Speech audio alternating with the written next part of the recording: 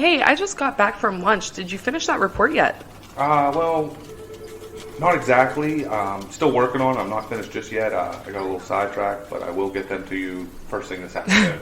It is first thing this afternoon. Well, yeah, I understand that, but I mean, I am working on But it. I'll have. what do you mean that the report isn't finished yet? I'm still in the process of working on it. I've just been a little distracted. Distracted. Our meeting starts in an hour. I can have it. No. What were you doing? Were you listening to another hunting podcast again? I swear, I give the staff in this office the freedom to do whatever they want to do as long as they meet a deadline. That is the first bullet underneath your job description. Pays attention to detail and deadlines. And deadlines. With the emphasis of EFO.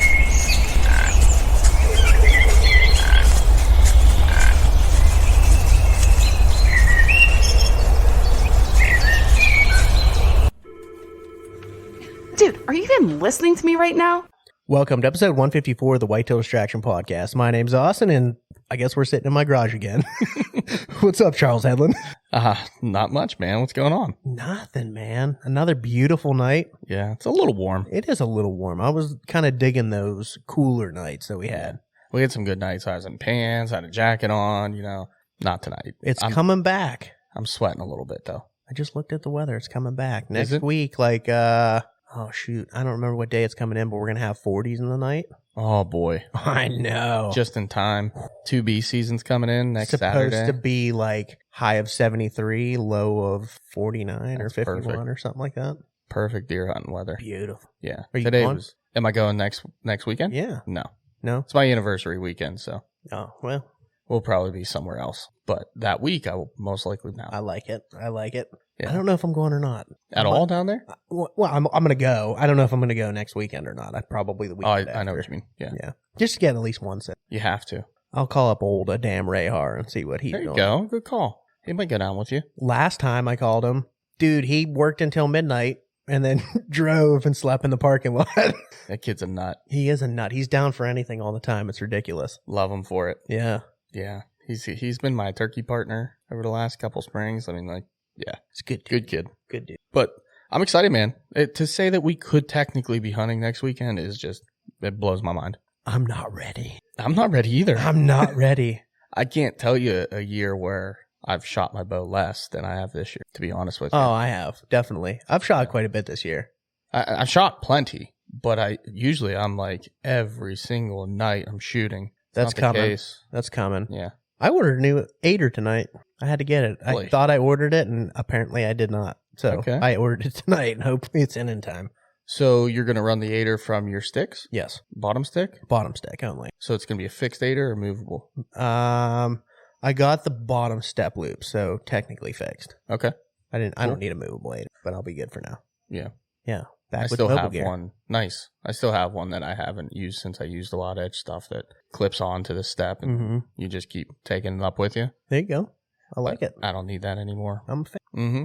All right. Well, let's take care of some business real quick. Real and then quick, we can yeah. get into the episode. Yeah, you're wearing There you some nice gear right now. Do you like those? I do like that. Oh, I need to order some new t-shirts too. They got some bad. Yeah. Did you see the new elk and bear t-shirt they had? I didn't, but I like the topographic one. Pretty sweet. And then the one with the mule deer on it. We talking about scree, right? Yeah, I'm talking about screen. We didn't say it. It's just, it should be known. It should be known. We're obviously Yeah. talking about scree Yes, gear. we're talking about scree gear. Yeah. You got some new scree gear this past week. I did indeed. You're right. I just delivered some scree gear to our guest too as well. But Hey-o. I got the new Venture Flex pants, Mm-hmm. which are probably the most comfortable pants I've ever worn in the outdoors ever. They wear very, very light, but I will also say that I went through some briar and I did not get torn up. That's You what know, you were saying. Like the Uinta pant, you wear them through briar, you're going to come back with some blood. But these, not so, and I didn't bust through them. Like they just drug across the pants. Well, they're not brush pants. Yeah, they're not brush pants. That, by any means, let's make that clear. They are not brush pants. They are very nice, lightweight, flexible. They wear great. They put so much more room in the hips and in that area that makes it very, very comfortable. I have the Guardian the beanie. Dude, unbelievably warm. 100% getting one of those. Unbelievably warm. Yes. I'll tell you what, I also got the 300 gram merino wool gator, neck gator. Yeah. So that combo for me is going to be the 300 neck gator rolled up over the ears, hat on, rolled up above the ears. Yep. Because, I mean, if it's super, super cold, I might pull them down below the ears if you know, they're getting tingly. But, I don't see you needing dude, that, it's to so be honest, warm. though. I was sweating in them the other day, just throwing them on real quick in the house. It was also 80s. I was in the house. AC. Okay. It was a brisk 68 to 70 degrees in my house. Oh, my. Yeah. Money bags over here. I know, the thing runs constantly. I got like the oldest windows in the world. It's so bad. Stupid. All my That's money funny. goes into screen gear and not windows. Don't Well. tell my wife, please. She won't listen. Other than that, buddy, I know pretty soon here we'll be tuning up some broadheads too, making sure they're still flying good That's for the right. year. Touching them up, I really don't have to worry about them flying good. I just need to go ahead and make sure that they're all nice and sharpened and cleaned up, and all the blood and lungs and hearts off them. That's a good problem to have, man. Yeah, there could be some dirty ones from last year. I mean, I like it. I think I zipped 5 of them last year. So I didn't shoot one this year, and I should because I changed a couple things on my bow, and I'm going to. But man, last year they were yeah, solid. spot on. Yeah. Spot on. So go check them out, VIParchery.com. Order you some broadheads. Get them quick. Season's coming. A lot of places, people are already just dropping deer like crazy. So Show. Speaking of which, shout out to our boy Locke Wheeler for putting one down in Kentucky. Oh, Kentucky. Kentucky. Nice velvet. His first velvet buck. Congrats, Locke. Super cool. Badass. I texted him after the fact and talked to him a little bit about it. It was pretty cool. That's awesome, man. Also, Scree just came out with their latest podcast. Did they? He revamped it, man, and he's talking Nice. all about his velvet buck, and he was down there with, I think, Viral Outdoors is what their name was, I think. I thought it was like Released Outdoors or I something. don't think it's or- Viral. I don't know. It was, One of those. But it was something. Yeah. I just literally listened to his video where he said it. He announced it on. It was on the YouTube video. They did drop the hunt already on their YouTube channel, so you can watch that. It's a pretty cool hunt. I can dig that, man. I just listened to it earlier, and I can't. Yeah, I can't what it remember was. which one. I thought it started with an R, but I could be wrong. You might be right here on this one. But yeah, I did also see that they posted they were podcasting. I just didn't know which podcast for sure because Locke's a part of like 3 different podcasts. It does start with an R. I thought What is- Viral. It's Rival. Rival. TV. I was close. Good dudes, Ish. apparently. They The sound 2 of pretty ours awesome. together is Rival TV. They should have Yeah. known that. The listeners should know that the 2 of us together makes one. That's awesome. All right, Awesome. enough with the biz. I don't think anybody else from this podcast killed yet that I know of. Mm-mm. So, but hopefully soon. Soon. And to help with that, maybe the guy sitting across from us, we do have a guest here live from, I don't even know exactly where exactly your area would be considered in Pennsylvania. I don't want to say Clarion or DuBois or make it wrong. So Mikey Fennell, Grip and Grin, not your first appearance on the podcast, but first live. First live, yes. How we definitely. doing, man? How's Good. it going? Good. I'm happy to be here. Where the hell are you from again? North of Butler. That's all I North of- know. We'll just call it Katanning. Katanning? Katanning. Okay. Katanning works. All right. I know I Katanning. like it. That's the easiest one. Yeah. You start saying Ford City or McGran, which was the town that I was. Okay. I know grew Ford up City. in. I know Ford City, too. I do. Yeah. You'd be amazed at the people that don't. Yeah. You say Katanning, they know right where you're at. Hmm. You say Ford City, which is 1.5 miles down the river. No Nobody way. knows where you are from. So, Yeah, that's funny. yeah. McGran. Yeah. Grand. Well, thanks for making the trip in, dude. Absolutely. I'm glad to have you right across the table. I am happy to be across the table. We've Yeah. been talking about this one for a while. Uh-huh. Yeah, dude. Definitely been looking forward to this. So. You're one of our stone cold, always calling in podcast kind of guys.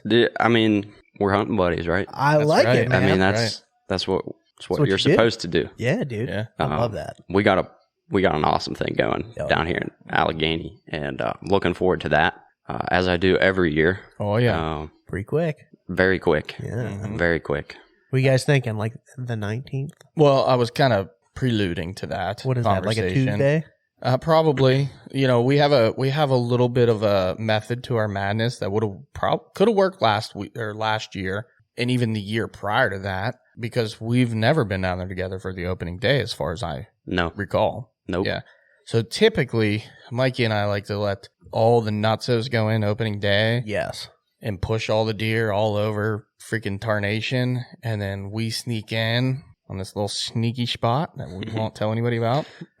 And by I know then, where it is. yeah, usually the deer kind of get funneled back there. And then if we get lucky enough, Mike shoots trees while we're together. Yeah, That's happened before.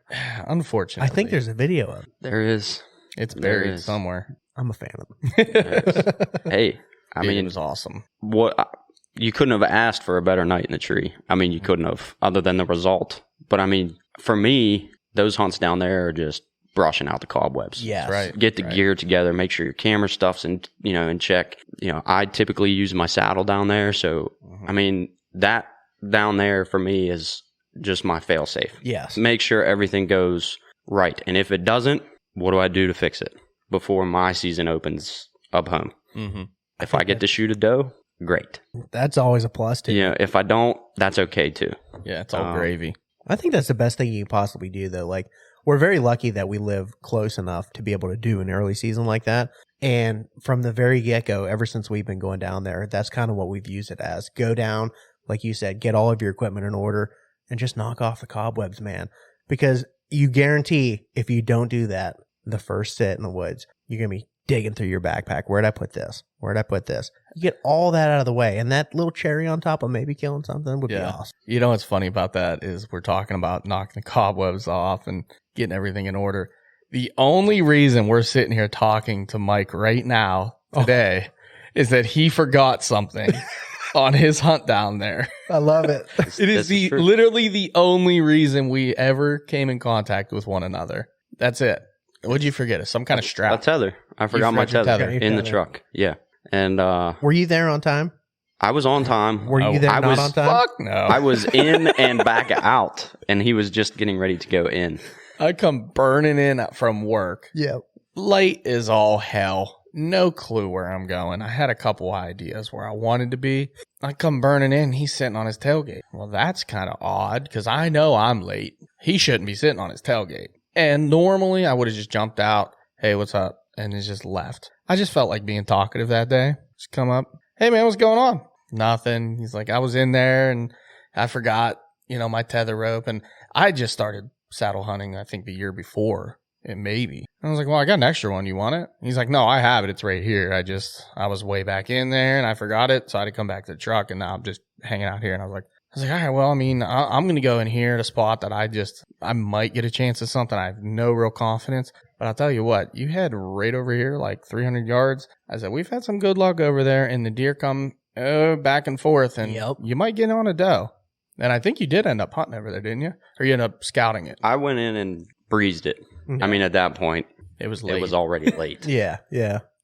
But I knew where I was going, that I was only going to get a deer if it was going to be last light. So I wasn't too worried about it because I probably maybe had an hour of light, maybe by the time I was set up. But I was like right on the edge of this big private field. And I mean, in reality, I didn't expect to see anything. It was kind of like an observation, wannabe hunt, and it didn't pan out at all. I didn't see shit. That's putting it mildly. That was my first time down there ever. So you want to talk about frustration?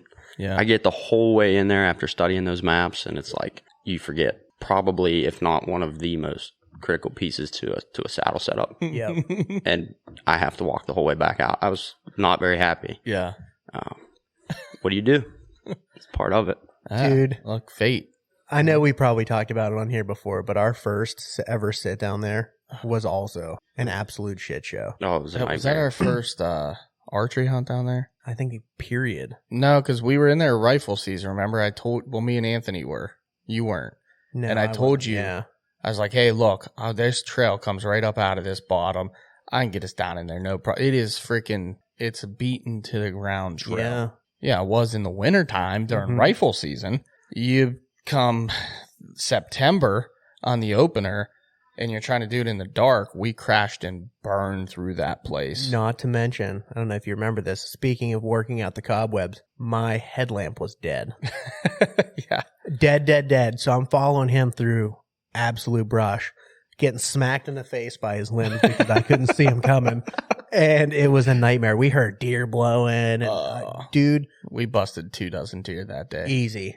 And we still almost got them. And we still almost got just because of the nutty Because buddy. the nutty buddy Yeah. trick. It's a beautiful thing. Gonna have to ask about that one later.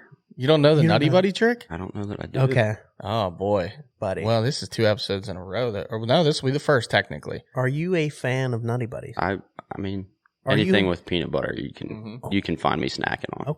Okay. Well, you're in good company then. Little Debbie's my homegirl, so when you Those break aren't out bad the old either. Nutty Buddies, there's a magic trick that happens. It summons deer. It does. Use it wisely, but it is a deer attractant. I might have to sneak this one into my back pocket then, Yeah. which I'm sure we'll get into in a little while. Yes. Yeah, the Nutty Buddy trick, I'm telling you right now, I couldn't count the amount of times that I had one of them and opened it up. Boom, here come deer. But interesting. I got to put it down. Actually happened on that hunt. It happened on that hunt. We had busted all those deer. I don't know if we didn't see anything all morning long. No. Not a deer. We didn't see a freaking deer. And we're sitting up there and I'm like, here comes the mad. And he's probably like from here to the other side of the garage away from me, maybe a little farther. And I'm showing him the Nutty Buddy, like, here we go. Open that thing up. Start eating. I think you opened yours up. Did you have one? I did. You had one, opened yours up. We both started eating them. I kid you not, I'm halfway through and I look back and there's 3 doe coming across the hillside right at us. Unbelievable. I'm like, oh my God. Put it down, grab the bows, try to get the cameras on. I think we were trying to film at the time. Oh, yeah, we were. And it was just a mess. They ended up coming in and like bedding 60, 70 yards away from us. They just laid down on the side of the hillside. I'm like, well, it didn't get them all the way in, but it did get them to show up. It got him to show up, man. That's a start. Yeah. It is. Nutty Buddy. We I'm got to gonna- quit giving that trick out. I'm going to have to Yeah. remember this one. Yeah. Telling you. Well, man. they're great snacks too. So They even are. if you don't see a deer at the end of the day, you still win because you had a Nutty Buddy and you got to enjoy it. Mm-hmm. You know what I mean? Although Austin for years called me a psycho for how I eat my Nutty Buddies. I still think you're a psycho for eating. And that's fine, but I had somebody on the podcast back me one time, I remember. You gotta crack them apart. Yeah, I can't do that. It's I weird. can. You have fingerless gloves on. Why I can't you know. do it? Because you get chocolate on your fingers. Yeah, and then you got to hold your release. Yeah, That's then the you gotta- best Some of us part. at this table have a really hard problem with that. Best part, man. You gotta. It's like Cheeto I dust. really just threw myself under the bus there, but You sure did. that will not happen again. I solved that problem. Oh. So anyways, Enough getting about back, us. Yeah, getting Enough back about to us. it. So fate brought us together because Mike here forgot his tether rope on a hunt. I ended up talking to him, gave him that suggestion, came back out, didn't even notice, went to the gas station because I never have gas ever. And I pulled in the gas station where there's actually light and there's a freaking cart on my windshield, I think, or on my door. Stuck in your Stuck in my door, like right? your like the window Yeah, the window. on your door. Yeah. I'm like, what the hell is that? And it's a freaking Grip N Grin card. Let's go. So I'm looking at it, I'm like, oh, that's badass. And I don't think if you left a note or anything, but I think I did because you Maybe you texted did. me. yeah. So I had to have left one because you Mhm. had my number. Yeah. And I was like, that's freaking cool. Like, that's pretty awesome. That was also the year that I was getting every note on my truck every time I went hunting. It was ridiculous. Like police, Mike, angry landowners, actually not landowners, angry people that think they own land. That's happened to me. 3 in 1 year, and then that's it. That was the only year I ever did it. But I got it, and I was like, okay. So then we reached out, and here we go. Since then, we've hunted down there every year together. I think this will be 3? 3. Year 3. Because the first year we did it, I mean, realistically, this is 4 years, but this will be the 3rd year we've hunted. The 4th year would have been the year that we met correct. because you killed, I missed, and now this year. Yep. So 3 years running, and I look forward to it Oh, every that's year. right. I killed that one walking in with you. Yeah. I totally forgot about that deer. Yeah. Literally walks. Holy shit. I mean, no joke. From us to the wall. it followed us in.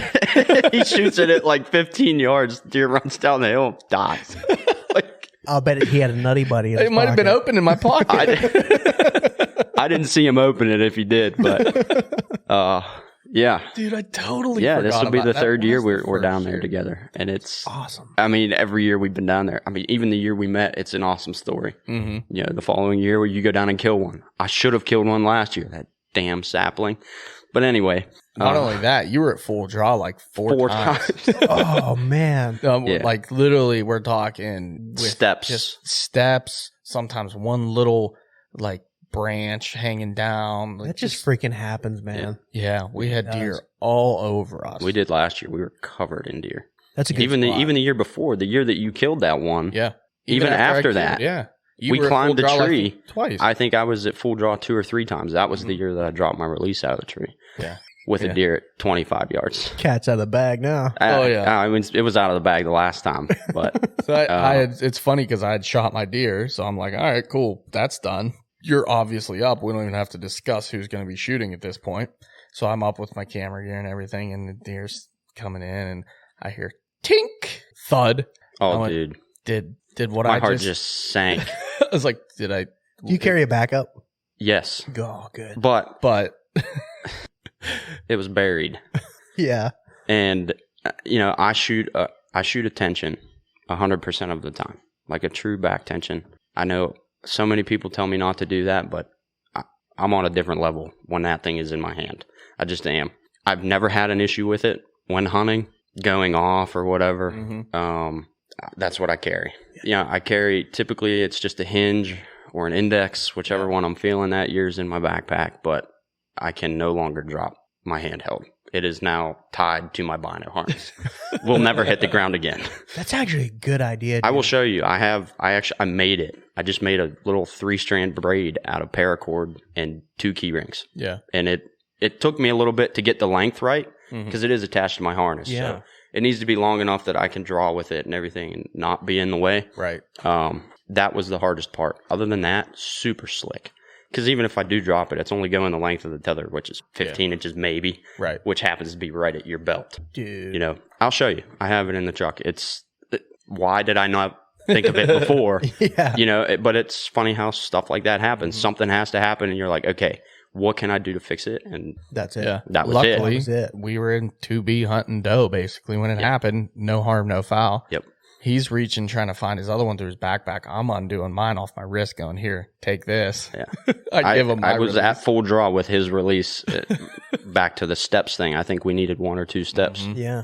for this deer to clear a tree, and she never gave it to us. But Yeah. yeah, I mean, awesome stories down there and memories that neither one of us will ever forget. Oh, yeah. There's a video of me dropping it. I actually kicked the release because if I didn't, it would have hit my platform. Yeah.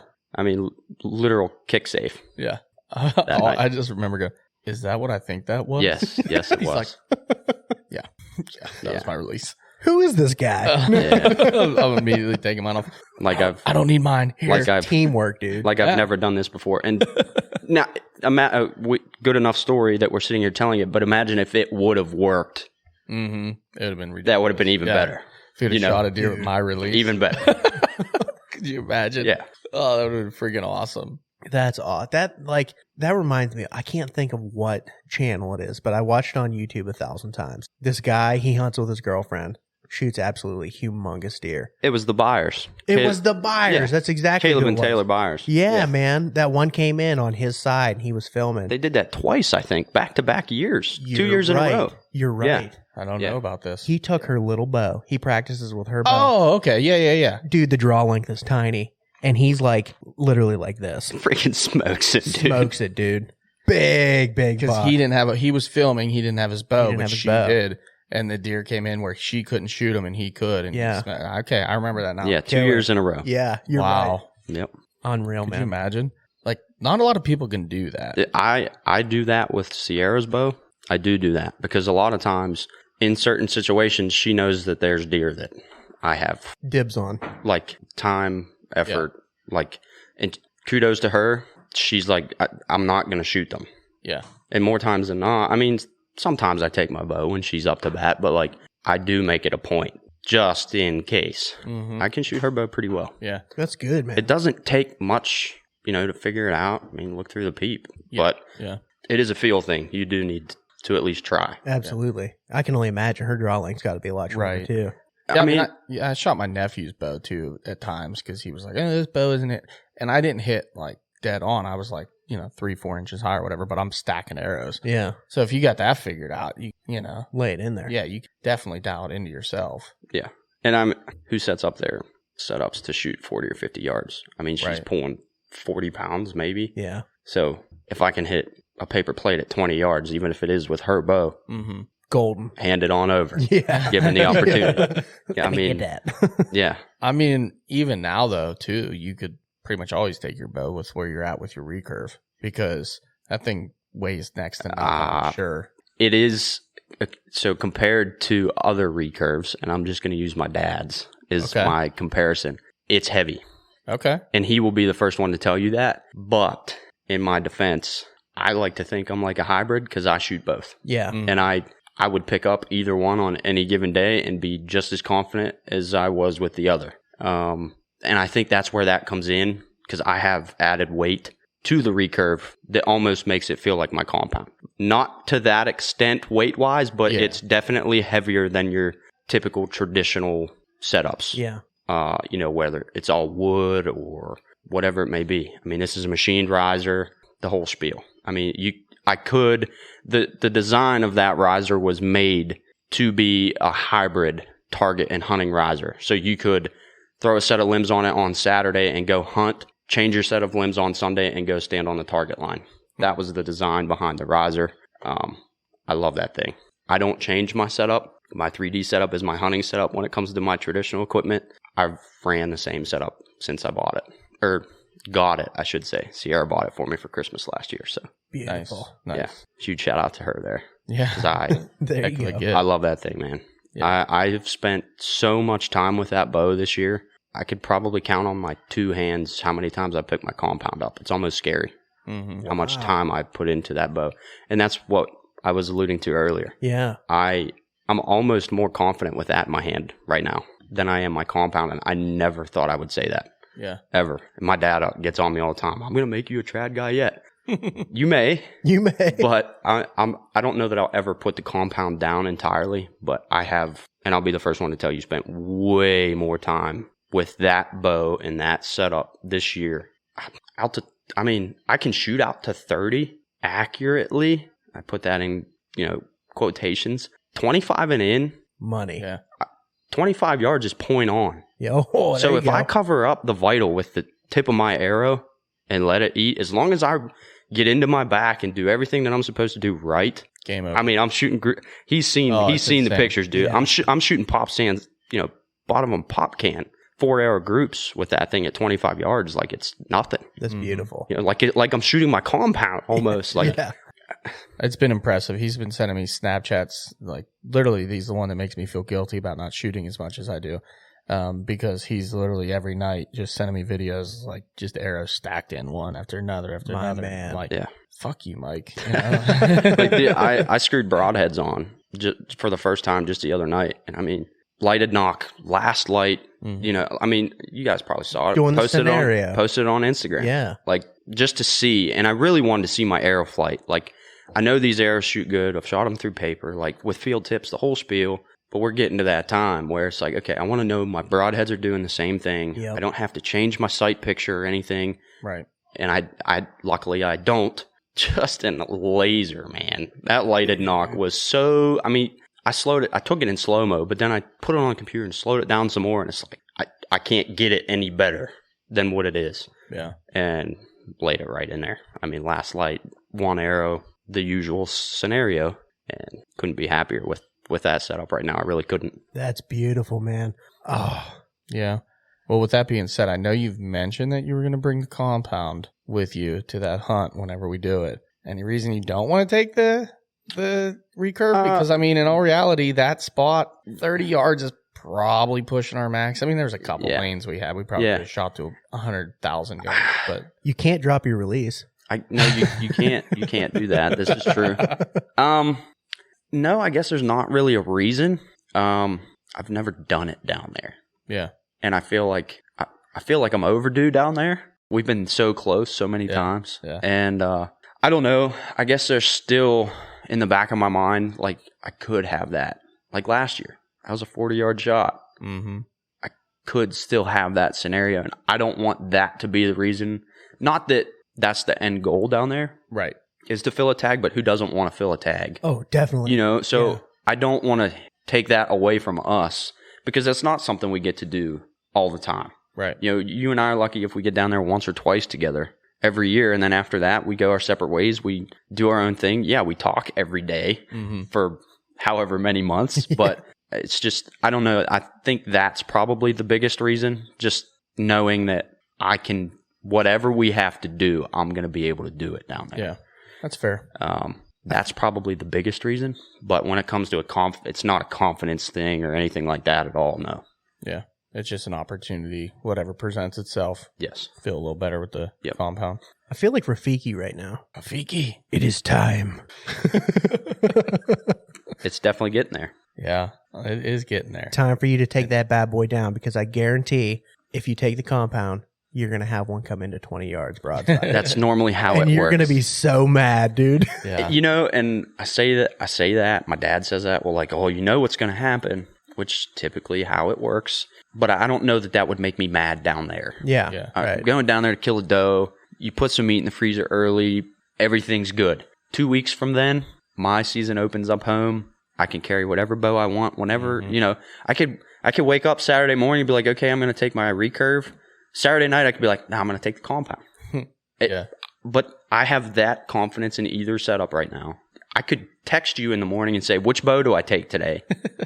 And go off of your response. I'm at that level with both setups. Yeah. And I haven't shot my compound nearly as much. So I guess the confidence isn't the same in a way, but it is. I know that bow's tuned. Everything's, it's like riding a bike to me. I mean, the muscle memory's all there. Yeah. You're still practicing. And it's not like I forward. haven't shot it, because I have, especially lately. I've shot it a lot more lately, but not nearly as much as I would have throughout 3D season or any of those things. I spent our 3D group has like shrunk. It was me and Dad all year. I don't like shooting my compound when it's just me. Mm-hmm. Dad shoots nothing but trad, so I shot trad all summer, and it shows. Now, you just shot the R100 as well, We leave right? tomorrow. Oh, that's right. It is this weekend. We leave tomorrow, yeah. That's right. Dude. I forgot about that. Yeah, and I'm going to, as I sit here right now, I'm going to shoot 50 and 50. I'm going to shoot 50 targets with my trad bow and 50 targets with my compound. Good on you, buddy. Now, that may change, because it's not a competition. It's not. It's a great shoot. I think Dad and I, this is like 14 or 15 years in a row. It's just a great time. We make a weekend out of it. We go camp, the whole 9 yards. But I've done everything I've wanted to do at that shoot with my compound. You know, they count the 12 ring. They keep scores. They have a running leaderboard. You know, the top 3 places get pins. It's fun. Mm-hmm. I've shot 1,000 points, over 100 targets 3 years in a row now with my compound. What can I do with my trad bow is basically what my dad's saying. You know, we shot Summer League at a local club. I won that. And that was in everybody. That was compounds and trad. Now the trad guys had a handicap. Yeah. I think I won by 0.2 points or something with my trad bow over the compound guys. Regardless, I want to see what I can do. So does my dad. He likes pushing me. I think I'm going to make the trip to Lancaster this year to shoot their indoor shoot in February, traditionally. A lot of guys at the club have been on me about that one, to go shoot that. So looking forward to that. But yeah, he goes, well, what if you shoot 500 through 50 targets with your trad bow? Are you seriously going to take your compound on day 2? Ooh. So I don't know. Yeah. And I'm not saying, like, that's a lofty goal, and I'm all for a challenge. What's the distance like for that R100? It's so reasonable. I think the hunter class, I think, is out to 50. Okay. For your compound. I think trad is like 30 or 35, if I remember right. Okay. It's super reasonable. I mean, there's stakes. It's all known yardage. Okay. Like, it's nothing.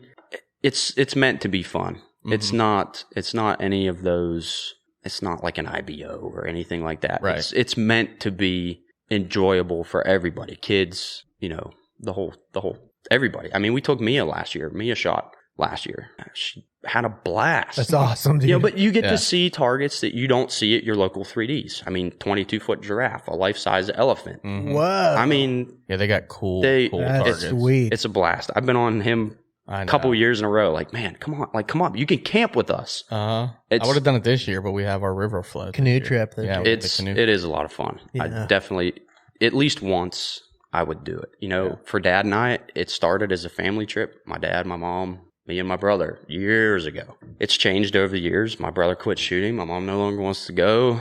Buddies have went in years past. Sierra and Mia went last year.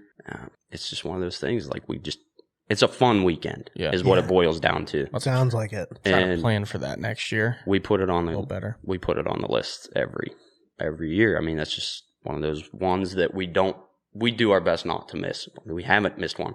Even the COVID year, I guess, they didn't hold a shoot.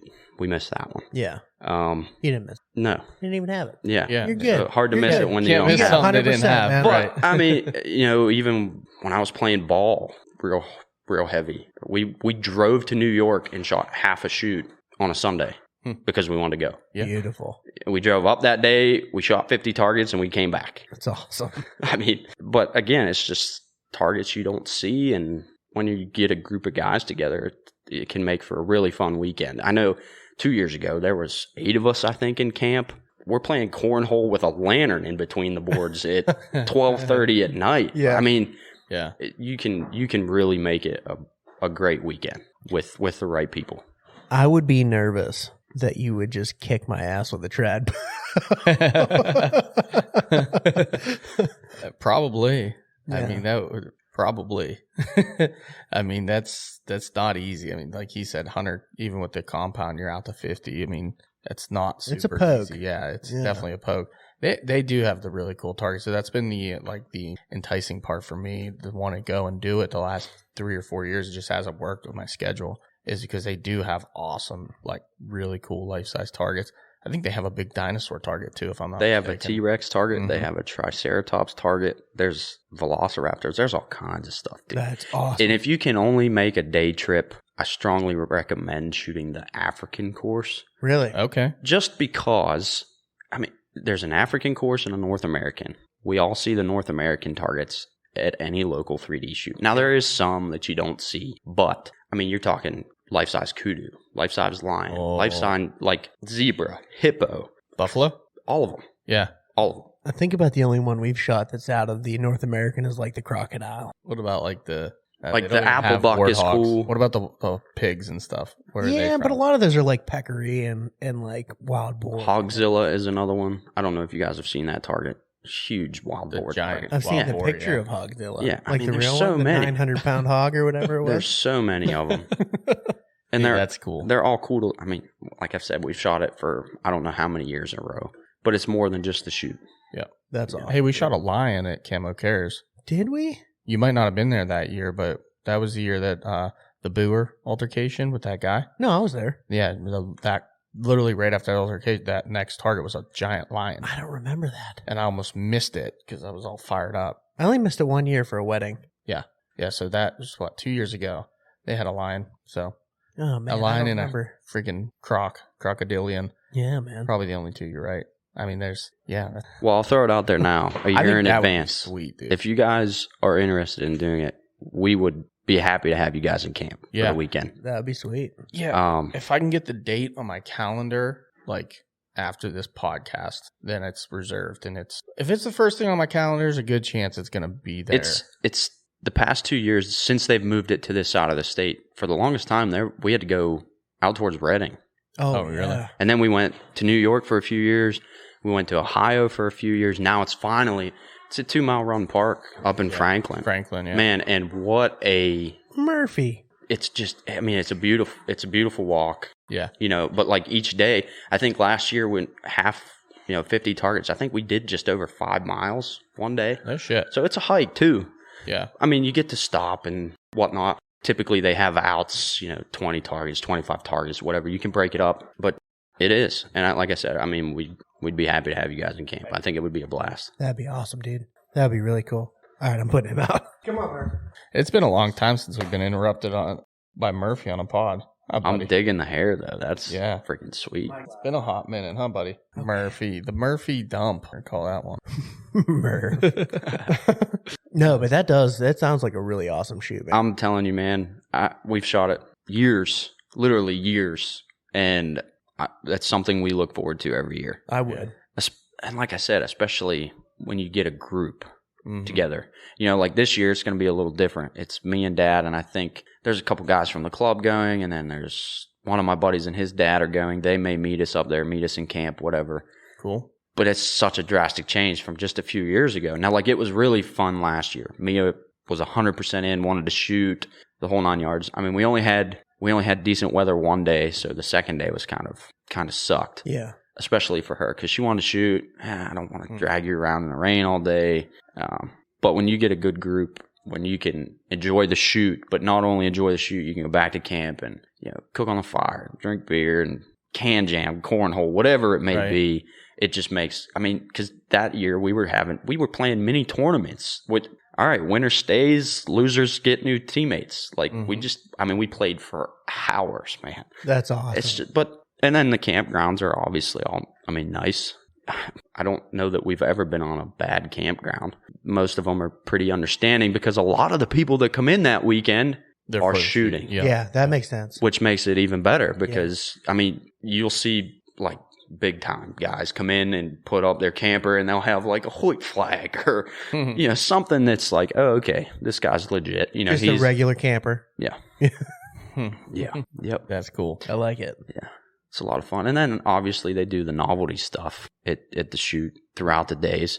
The Iron Buck, I always shoot that one. That's so much fun. They do this, I don't know what they call it now, but it's like they did a Super 10 for a while, which was 60 plus yards, no rangefinder. It was you and a teammate. 10 targets, best score at the end wins. But no rangefinder over 60? Yeah, that's tough. That's tough. Yeah. That's real tough. Yeah. So, there's all, but again, all for fun. Winners obviously get something. Yeah. They always raffle off door prizes. There's tables full at the end of the shoot, and for each course you shoot, you get an entry. So we shoot both courses, you're in there twice. You have 2 chances to win. You may win 2, you may win 1, you may win nothing. Yeah. And then typically, we're usually the last shoot on the tour. So like Sunday, they're going to do a big target sale of targets that were on tour this year that are beat up, broken, whatever, that you could pick up for next to nothing. Yeah, dirt cheap. So you're saying you have a giraffe in your backyard? I wish, dude. I wish. I do have 4 3D targets in the backyard currently. That's legit, man. But I would like to add more, yeah. Yeah. What do you have? The turkey, deer, coyote? No. Hyena. Ooh, close. And an antelope. And an antelope. I knew the antelope. Yeah. I knew there was a dog something. Yeah. Most of those I picked up from the club. We phased out our Mackenzies. We're 100% Reinhardt now. Yeah. So huge shout out to Sean and the guys at Oneida Bow Hunters in Butler because they put on, now I am biased. This is my home club, but I think it's one of the best shoots around. Yeah. We have elevated platforms. We have a comp peg, hunter peg, trad steak. They always got good food on the grill. There's something to be said for that, man. Heck yeah. I love going to shoots, man, and just having something different than like that normal. Yeah, and like, the normal ones are fun, but like something different, like shooting from a platform or that. I think we have 4. Exciting. I think we have 4 elevated platforms, absolutely. And most of them are double shots most of the time, especially this time of year. Speaking of which, we have a shoot coming up next weekend. Really? If you guys are down? Yeah. Let me know. Yeah. Let me know. I desperately need to put cameras out, but I would. I'd maybe skip that. To Just go saying. shoot. I'd love to shoot a course with you guys. That'd be fun. I'm all for that anywhere. I'm not just saying it because it's at our club. Yeah, we gotta get next year. We got to do the whole gambit. You got to come do camo cares with us. That was on the radar this year, and I don't remember what came up, but something came up. Yeah, that's gonna happen. That kind of put a damper on that. But yes, that is definitely on the to-do list. Yeah, that's a fun one, and it is, and it's no known distances, and Alta only I think 35 max, so it's friendly for the normal hunter. You're normally shooting 8s, 10s, 11s, pretty much. 10s for the most part, 10s and 12s. I think they count as theirs, but every once in a while you might get fooled and just miss that 10 ring and hit an 8. Bitch. They do 11. Is it 11? It's 11 for that 12 ring. I thought it was a 12. Yeah, right. It should be a 12, but it's an 11. Yeah, it's 12. R100 is 12. Okay, yeah. So they do 11, 10, 8, 5, right? Something like that. 5 if you hit anything outside of the ring. So 0 if you miss. 5 if you hit anything outside of the ring. 8, 10, 11. And 11. Yeah. So the most you can shoot is what? 333? 330. 330. Yeah, I can't add. Nice math. I was trying to think how many targets there were first off. I was like, is there 25 or 30? I was thinking there was 33 for some reason. That's why I went with the 333. Yeah. But that doesn't even make sense. No, that doesn't make sense. No. 330. Holy shit. Yeah, and there's guys that shoot pretty good on this, I'm sure. There's some good scores when it comes down to it. And it's tricky because you got guys out there that aren't supposed to be shooting the hunter course. They have non-hunting equipment. Yeah. They're shooting with competition equipment and hunter course, even though they're not supposed to, and they're putting up giant numbers. Yeah, and I mean, you run into that at the R100 too, I'm sure. Oh, sure. But again, all you're doing is for free. It's a pin. Yeah, it's for fun. You know, it's for it is. fun. It's for a good cause. Now, like Camo Cares, obviously, that's a great cause. R100 is just for fun. Like that shoot we were just talking about next weekend at the home club, you're not shooting for anything other than, hey, it's freaking hunting season. Bragging. Right. Make sure your stuff's ready to go. Yeah. I kind of like that, honestly, because a lot of these shoots that we do, they're June. Oh, yeah, it's way and, before season. And that's why I feel so confident, because I have been technically shooting since May, June. Yeah. And I've shot in multiple 3Ds and done really well. And I've been shooting, but I haven't been shooting a whole bunch, like number-wise. But I've been shooting for a long time. But then again, like these 3Ds, it would be nice if we're kind of closer to season, because then you can run through. And we talk about it all the time, going up to like Golden Grain and running through their course. Yep. I think you pay $5-10 and run through their course. Yeah. Just on your own time. Like it's just a 3D course out in the woods. You just walk through and shoot it. That was the reason Dad and I shot Summer League at the club this year. We've been members at this club, I think, for 13 years or something. We've never shot Summer League, but Summer League is always Tuesday nights. My baseball schedule is Tuesday, Thursday, Sunday.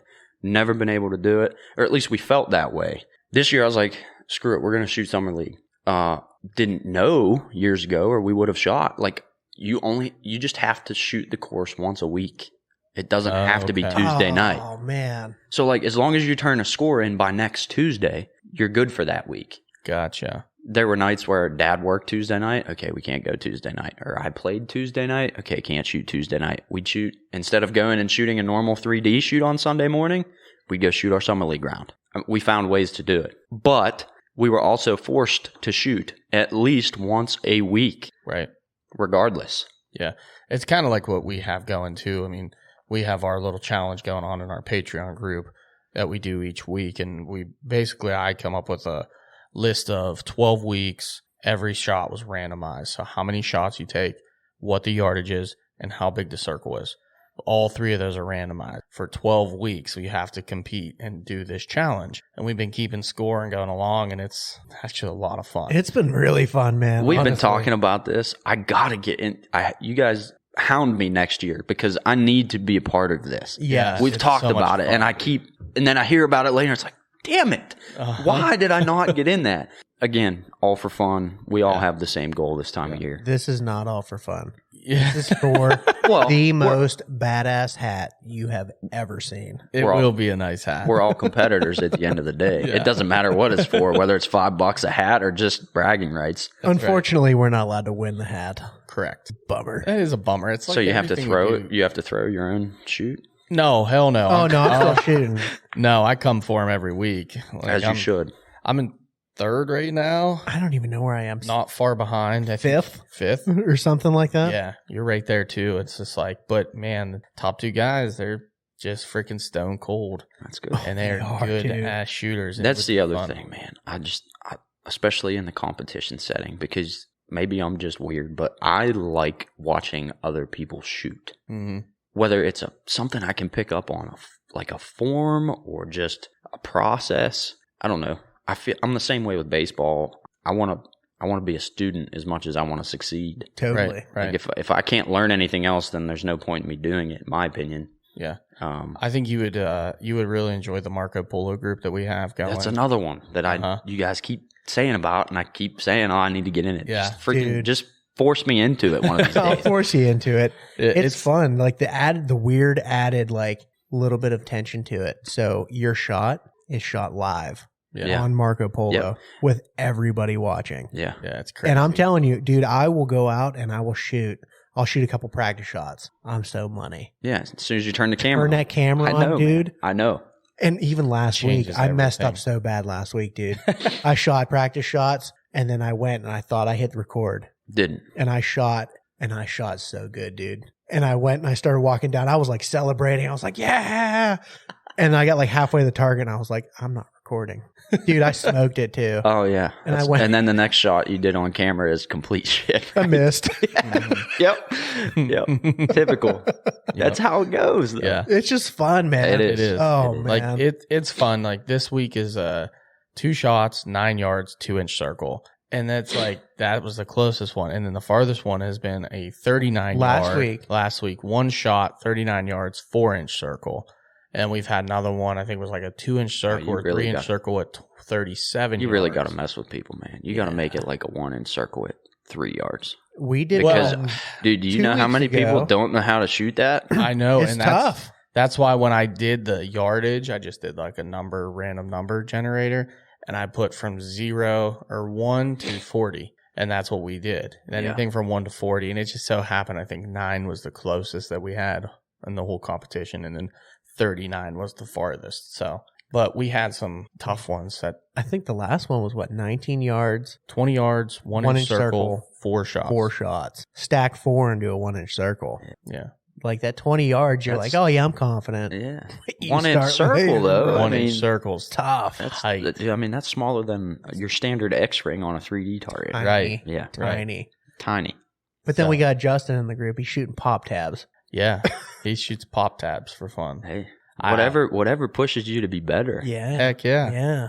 It impresses me. It's wild, man. I love seeing everybody getting better, too, because Mm-hmm. there's been guys, they've been tuning their bows all summer because we have this competition. They're going from missing the target to pulling ahead. Not the whole way ahead because we got a couple guys that are just stone cold, but getting right back into the running with it. And it's like, damn, dude, you have improved. It's no different than anything else. Yeah. I mean, especially when you start to trigger that, not just the competitive side. Yeah. But we're really getting close here. Yeah. I mean, we were really. So the competitive side is one thing, but then you start to tap into that killer instinct side a little bit, and you blend those two together in something like you guys are doing. It can get. I mean, I can only imagine because I know how I am. Right. This time of year, even in your practice sessions, shooting groups, it's like you throw one arrow. It's like, what did I do? What happened to What happened? Yeah. Why did that do that? Why did that arrow end up there? Whatever it may be, when you start to bring all that stuff together, especially with your buddies or in a group like you guys are doing, you guys are seeing it. It shows through. Oh, yeah. And that's just natural, I think. I totally agree, man. Yeah, we got lucky. It worked out perfectly, like the timing of everything. The last week's going to be like right before everyone's season's really kicking off and getting going. And it's like, it's going to be really just absolutely perfect. We got lucky in all reality. And it was one of our Patreon members' suggestion to do it too. It was one of their ideas that came from the Bow Hunting League single shot challenge that they do.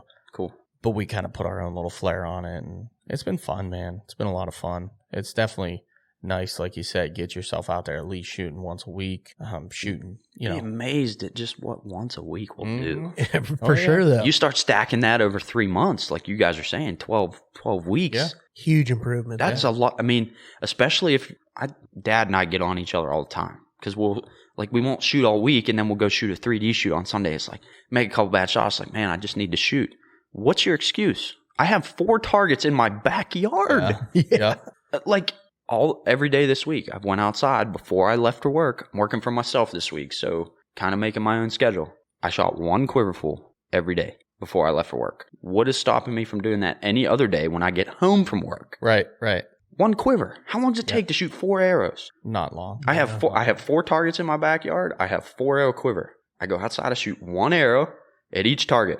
That's as realistic as I can make it. Yeah. What's it take me? 5 minutes? Maybe. Mm-hmm. I have no excuse. I have no excuse not to shoot. You mean to tell me I can't find 5 minutes a day? Like we just said, though. Like 1 group a day. Even if it's 1 arrow. If you want to go to as simple as you can, 1 arrow. That's all you're going to get when you're hunting. 1 shot. Ask your wife. Ask your girlfriend. Ask your kids. Hey, give me a yardage. I don't care what it is. From 10 to 50, 60. I don't care. 1 yardage. I go, all right, okay, 27 yards tonight, Dad. I go outside, I walk out, bang, 27 yards, I shoot 1 arrow. I'm done for the night. Yeah. It can be as simple as that. Yeah, good point. I will say, man, the year that I shot the absolute best was when I was working from home and I set my target out at 60 yards. And every couple hours, I would go out and I would shoot 1 shot. And dude, those shots, man, they made such a freaking improvement throughout the year. I do notice, because I do that to myself, especially as we get closer, my practice sessions get smaller. Yeah. To the point where, like, that last week, it's only 1 arrow a day. 1 arrow. Maybe. Maybe it's a 1 arrow a couple times a day. but it's at different yardages. All right, guess the yardage and then check before you shoot. Like anything that could happen, one arrow. Make it count. One arrow. That's right. Yeah. That's a good point. I mean, we're at that point in the year where it's like you got to be out there shooting. And that's funny because a lot of these guys, like some of the guys in our group even, I take, for example, Pork Chop. He's down in Florida. He has really no yard to shoot in. He has literally been going out and just finding a place to shoot, pulling over on the side of the road with his target, setting it up, and like just running out, looking for traffic and hurrying up, shooting, and then jumping back in his truck. See, that's sweet. It's freaking that's awesome, dude. Like, I don't care who you are. I'm so proud of just, him, man. That is awesome. Yeah. He's made it happen every week. Every single week. Back to what I was just saying. What's my excuse? Yeah. Mhm. I have 4 targets in my yard. Yeah. This guy's That makes me feel terrible. I mean, he's literally going between his 2 jobs. I hope he hears And this, man. shooting. Good for you. Yeah. And continue to do it because even, as much as I shoot, which sometimes is a lot, other times I'll admit is not so much, that's awesome. And somebody's going to see that somewhere and use it to their advantage. To shoot more, to do better, whatever it may be. That's awesome. Yeah. So kudos to him. Oh, absolutely. Seriously. At the beginning of this, before it all started, he had that concern, like, oh, what the hell am I going to do? Like, normally I just grab my bow the week before the year and I shoot it a couple times, make sure it's on, and then I just go hunt.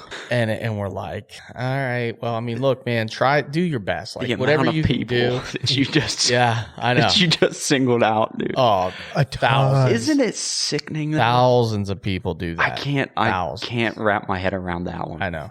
Like, how do you do that? How do you mentally do that and be okay with it? Yeah. Be okay with yourself. I know I wouldn't be confident. No, I couldn't do it. There's a cricket in here. Is there? Do you hear it? That's pretty loud. You got to remember, dude, I'm dead. Saw him hopping. I didn't out see it earlier but it was too. I should have loud. just stepped on him when I had my chance, but I couldn't risk it. Too close to the deer season. But but to get on this here, like this guy, that was his MO because he didn't have a place to shoot, and he is literally to the point where we didn't know if he was going to compete in the competition. He's been every freaking week. That's awesome. Yeah, like that's every so week cool. He's been making it happen between jobs. He goes out there, stops on his way to his second job, shoots his arrows. Please, literally leaves them in the bag, throws them in the back of the truck, gets to his job. Pulls them out and measures. He didn't even have a target. He went out and bought a target for this competition. Now, I don't know anything about this. I'm not in this group. I wish I was.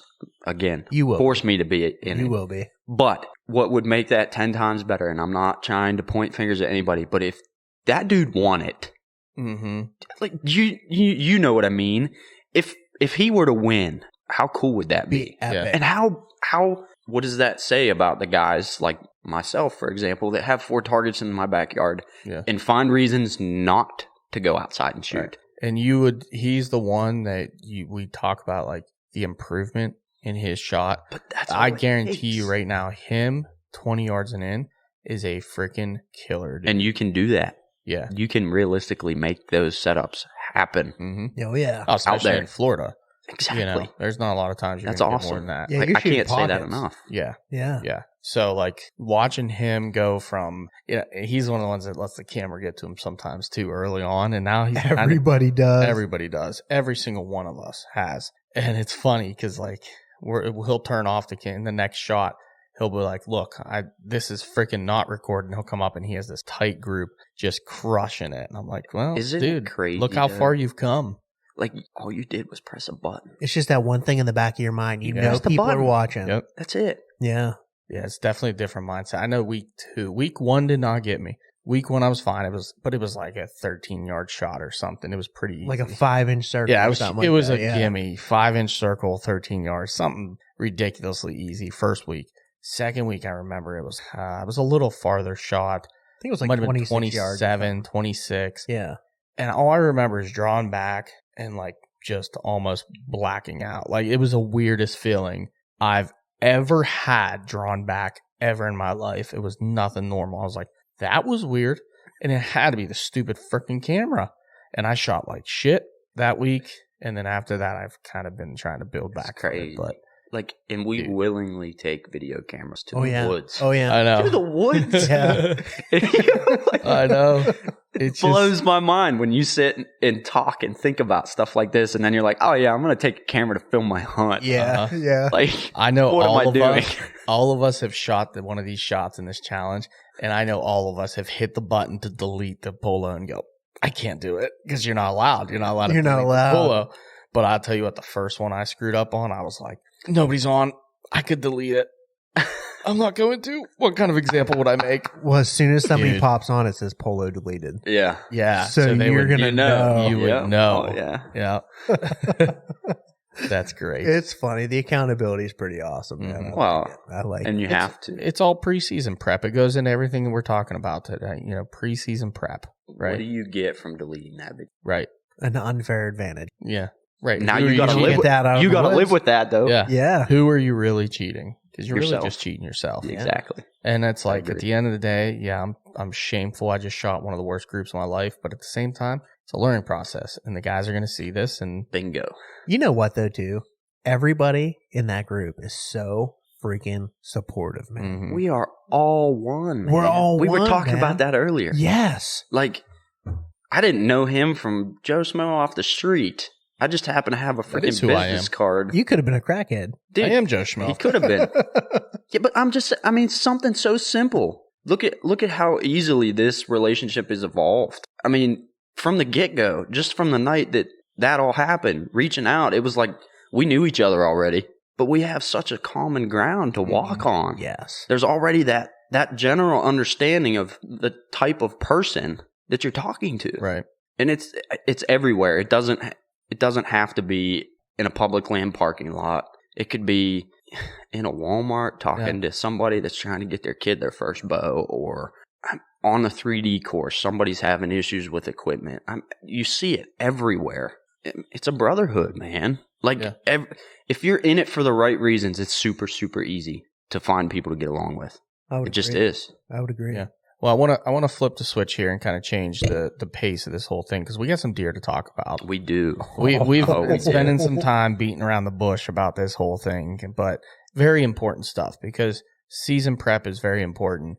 You need to be out shooting your bow. You need to be getting ready, building confidence. Season is way too close to not be building confidence, but I'll tell you right now, man, we've been talking since back in, obviously we've been talking about it for a long time, but we've actually been messaging for a while back when we were talking about putting in the clover. Oh yeah, we're talking like February, March, because we were talking about frost seeding. I think I have a video on March. I just looked at it just the other day because I've been keeping a pretty decent log of different things that we're doing. And I'm trying to get as much of it on video as I can, even if it's just a 10, 15 second Snapchat video that I take on my phone. Yep.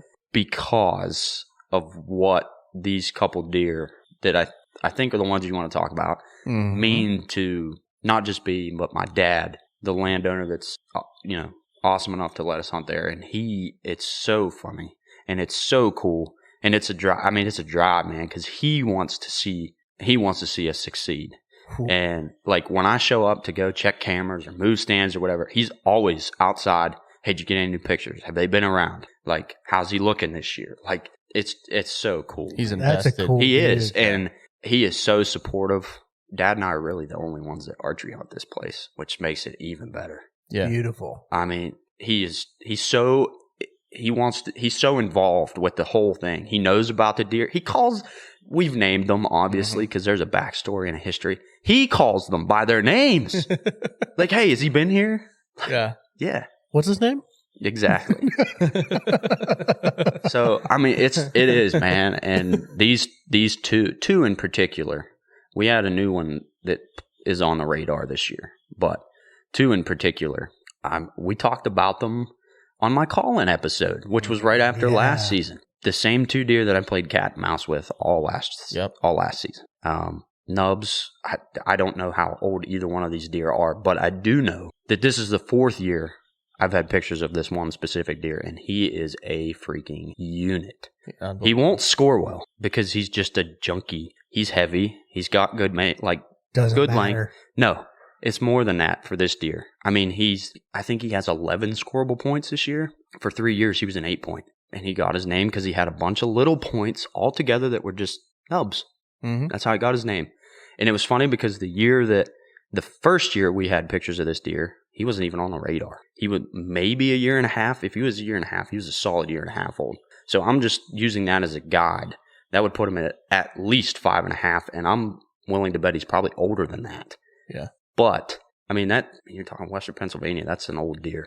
Oh, yeah. I mean, and that's at least 5.5. I'm not saying he's not older than that, because if I had to guess, I would say that he is. He could be 6.5, easily. Easily. Then this other deer, I don't even know what words to use, because I just used a unit to describe nubs. But Mammoth? dude, this deer is just an absolute giant. Tell me about him. I mean, we call him crab claw. Yeah. Last year, beautiful. He's not real wide. Yeah.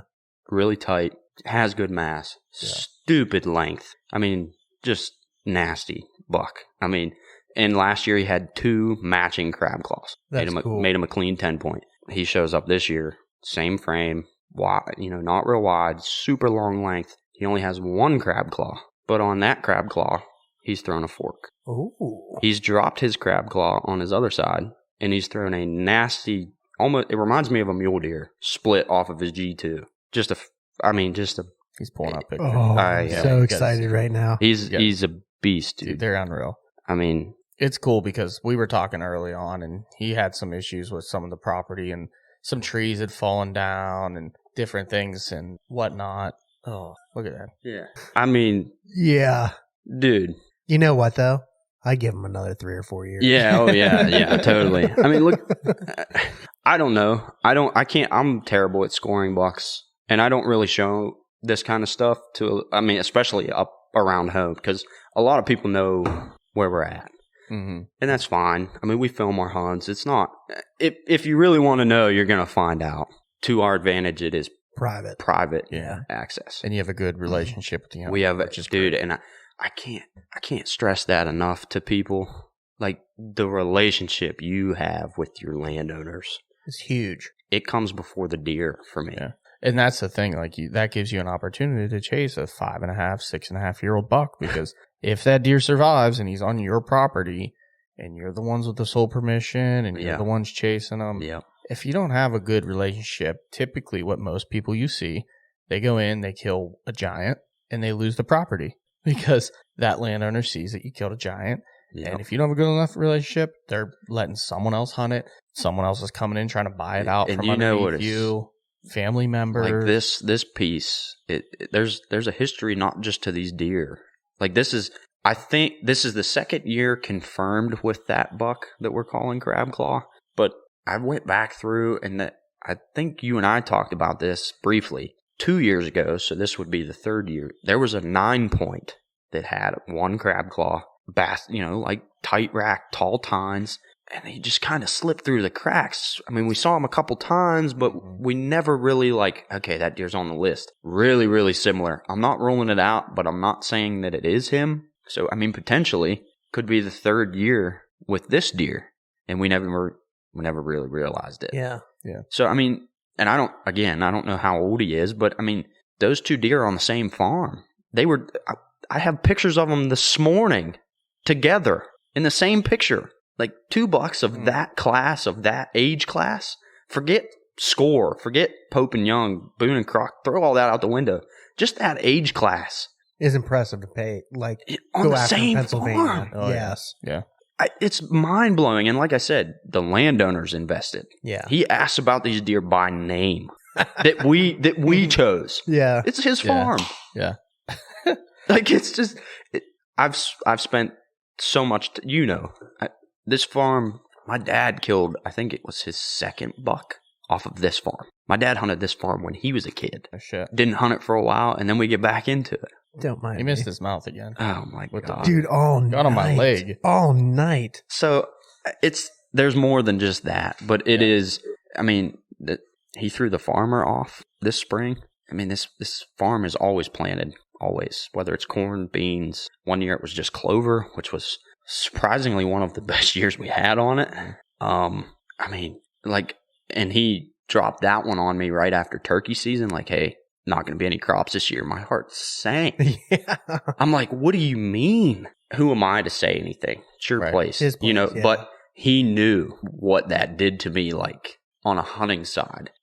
I mean, I panicked. I'm like, what am I going to do? Now there's oaks, obviously, but most of this farm is crop field. What am I going to do? What are we going to do? What's going to hold these deer? My dad and I went in first week of March, okay, in a freaking stubbled cornfield and planted by hand like 4 acres of clover. Yeah, I remember that conversation because Mike had reached out to me, and it was like turkey season because there was long Snapchats. Like, man, I don't know what the hell we're gonna do. Like, this guy, he's not doing crops this year. He's not gonna do this. This is only gonna change. It's gonna screw. I don't know how I'm gonna like. He was literally panicking, and I don't want to take the credit, but I think I may have came back and was like, dude, why don't you turn this around? Talk to the landowner because you have this relationship with him, and why don't you just plant crop fields, even if it's just clover. Take advantage of this. Do what you can do with it and make it your own. Like, this is an opportunity now that you have full rights to take this property and make what you want of it. Tremendous. And yeah. I mean, but I needed that. I needed to hear that. Mm-hmm. Because, I mean, you spent, like I said, I mean, this will be the 3rd year that we're actively trying to kill one of these deer. You spend so much time. I mean, you guys know, we talked after last season on that call-in episode about how close I was to these deer last year. I mean, I was in one stand. They were 300 yards on a camera while I'm sitting here. That's tough. Mm-hmm. And then there were nights where you would get a picture of me walking out, and as close as 9 minutes, you would get one of these deer on the same camera. I mean, it was that close. I was that close so many times. It was creepy. Like, times. I literally felt no matter what the conditions were, I was in the game. Yeah. And I've never truly felt that way about hunting a specific deer like that because I don't do it often. Yeah. I don't. But last year was different. I mean, before last year, I had filled a buck tag 3 years in a row. I killed that giant back in 2020. Great buck, dude. Yep. Scrape buck. Yeah. And then I went on a public land hunt with a buddy of mine, and then I killed that one with the recurve. Yep. Then Another good buck. Great buck. You killed that early, too. I did kill that early. Real early. Second Saturday, first Mhm. weekend. I mean, 9 days, I killed 2 deer that year. It's beautiful. I mean, Yeah, that was awesome. I don't know, man. That's a beautiful buck. Which one? I mean, the one you just showed me. Yeah, that was crab claw. I'll show you nubs. You- though, I was for going to sure. say, you didn't show him nubs. No. You didn't show me nubs, but that is a I'll pull 'em beautiful up deer, for you. man.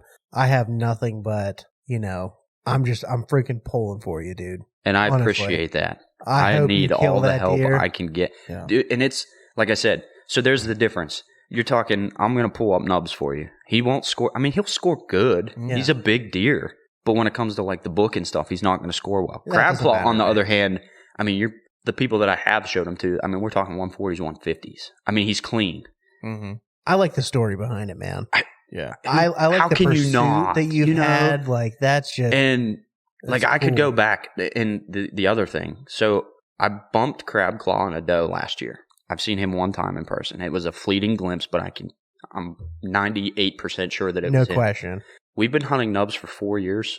Neither one of Dad or I have seen him on the hoof. Oh, damn. Hundreds of thousands of pictures and videos of this deer, and not one in-person encounter. Not one. He's like a ghost. Dude, like, we jokingly say, like, he's a living legend on this farm. Yeah. And it's whether we catch up to him, somebody else catch up to him, or he just dies because of old age, that farm is going to feel very, very empty Yeah. when that story comes to a close. But he has, over the year, like last year, first time in the years that we've been chasing him, he daylighted on a scrape. I was on my way to work. I remember it quite clearly. Bet you do. Like, he hit two out of the 3 cameras we have on that farm that morning. He hit one right before daylight on a scrape. And then it was like an hour later, 8:35, I think was the timestamp on the picture. Still up on his feet. Bang, on another scrape halfway across the farm. Dude. So, I mean, he's finally Cruising. Yeah. Mhm. he's finally starting to make those mistakes. Oh, he's cool too, dude. He's different, cool, man. man. He's junky. That's what I said. He doesn't have a lot of length. He has decent mass. His main beam length is good. He's just a bruiser of a buck. It's a cool buck. And I mean, big bodied buck. Huge bodied deer. Oh yeah, You know, you can tell even for like an early season deer, he's got that freaking brisket in the front. Dude. Mhm. He's okay, so now, I mean, obviously that you've big seen barrel chest. that. Yeah. Now, okay, this was this morning. That's Nubs this morning. And it's tough to tell in this picture, but the only reason I know it's him is because a few pictures, I mean, like one or two pictures, like that's Crab Claw. They're in the same picture. dude. And that's not the first time we've had those bucks together. We had them together last year. The one instance that I was just saying about them being, 300 yards on a camera the one afternoon, they both were on it, and that was in the middle of November. They were together on a doe. That's so weird to me. At risk of sounding like a turd right now, that is super abnormal because I know. dude, on the same farm, them actually not changing their home range, it kind of shows their age though too. Yeah. And Realistically, their home range starting to shrink a little bit. the one we really noticed it with was Nubs. Yeah. Because now, again, the first year we had them, but then we didn't really pay attention to them. And I don't remember having them on camera much that year. After Velvet Shed, the whole 9 yards, but there was another deer that we were chasing, so we weren't really paying attention. Right. The first year that we were like, okay, we're going to hone in on this deer because right off the bat, he showed up and we knew exactly who he was from years prior. He just disappeared. I mean, Velvet come off, never saw him. We got two fleeting pictures of him. One the last week of October that year and one the first week of November, both at night. So obviously he was probably cruising. So that would bring us to last year. Completely changed. We had pictures of him all year long. Hitting scrapes. Most of it was night activity. But like I said, he did daylight twice. And then, like this year, he normally left this time of year. He hasn't left. Yeah. Like he hasn't went anywhere. Yeah. Mm-hmm. He's starting to shrink. He's shrinking, dude. And like Crab Claw this year, he just disappeared. That's the second picture we've had of him this week. But prior to this week, he was gone for 2 weeks. So he went somewhere, clearly shed, because now he's back hard bone. Nubs went hard bone on the 20th. Oh, Dude, absurdly early. yeah. That's what I said. And it's funny because Dad and I, obviously, we both have, these are Reveal cell cameras, obviously, that we're talking about. We both have access to the app. And it's funny because whoever's up first in the morning texts the other one about which deer were on camera the night before. Yeah. It's like Christmas every morning almost. But I think Dad texted me that morning. He goes, that's Nubs, and he looks hard bone. Like, can you confirm that or not? And dude, I mean, sure as shit, clear as day, hard bone. Yeah. August 20th. It's like, Crazy. whoa. Dude. I don't ever remember getting a picture of a deer hard bone that early. That's early. That really is. I mean, Especially of that. what are we at? The 7th of September. Yeah. That was And they're both hard horn now. They are both hard home now. Yeah. 18 days ago. Yeah. Well, I Damn. know the Yeah. same thing happened with a lot of bucks on our camera too. Like they were all over our cameras, full velvet. Last 2 weeks they were just ghosts. And the ones that start coming back are all hard bone. You want to know something else? Like, what do they do? Where do they go? I don't know. What do they do when they're shed? Do they just like Lockdown? lock down, I don't know. rub, and really create that area? I mean, I would really like to know why. You hear about this all the damn time. How deer do this? They just disappear. Yep. And they show back up and they're Yeah. hard horn. Yeah, this is what I'm getting at. Okay, so another crazy coincidence. I was just telling you about Nubs, how he daylighted on that scrape first week of November, whatever it was. From that day forward, we did not see that deer last year. 5 days, this is no joke, 5 days after the last muzzleloader season ended, he was on 2 cameras on that farm. 5 days. Where did he go for 2 months? That he just made it too. And it's not the first time he's made it. Dude, Clearly, I would be scouring. dude. on X. And that's the I feel like I have. I cannot figure that deer out. Where does he go for 2 months? Like, then there's public access not far from this place that gets piss pounded. He's probably not there. In rifle, like, I mean, stupid thick clear cuts, like guys bear hunt it, but like, I don't know where. I don't know. What's your don't doe know. population out like that out there? Stupid. Ton of doe? Oh my God. It makes me think that these deer, like especially him being an old, wise, and the fact that they've been together so much, especially like during the rut time, I almost feel like these two deer have figured each other out and they know their pecking order, but they're also not like, one is definitely not intimidated by the other. They're clearly not bullies. They're clearly not. Like these are both kind of the reserve deer that are like, look, there's 4 million women around. I'm going to take mine. You're going to take yours. We're going to go disappear for a couple months. Do what we need to do. We don't need to chase. We don't need to act young. Like 5 days though. Yeah. You daylight in the first week of November, like prime time, when everybody wants to be in the woods, and you just ghost until the middle of January. Yeah. Keep an eye on that freaking historical data, dude, because that's what I was dude, and that's the thing. Year, I have so much of that shit. You get that one picture. Yeah.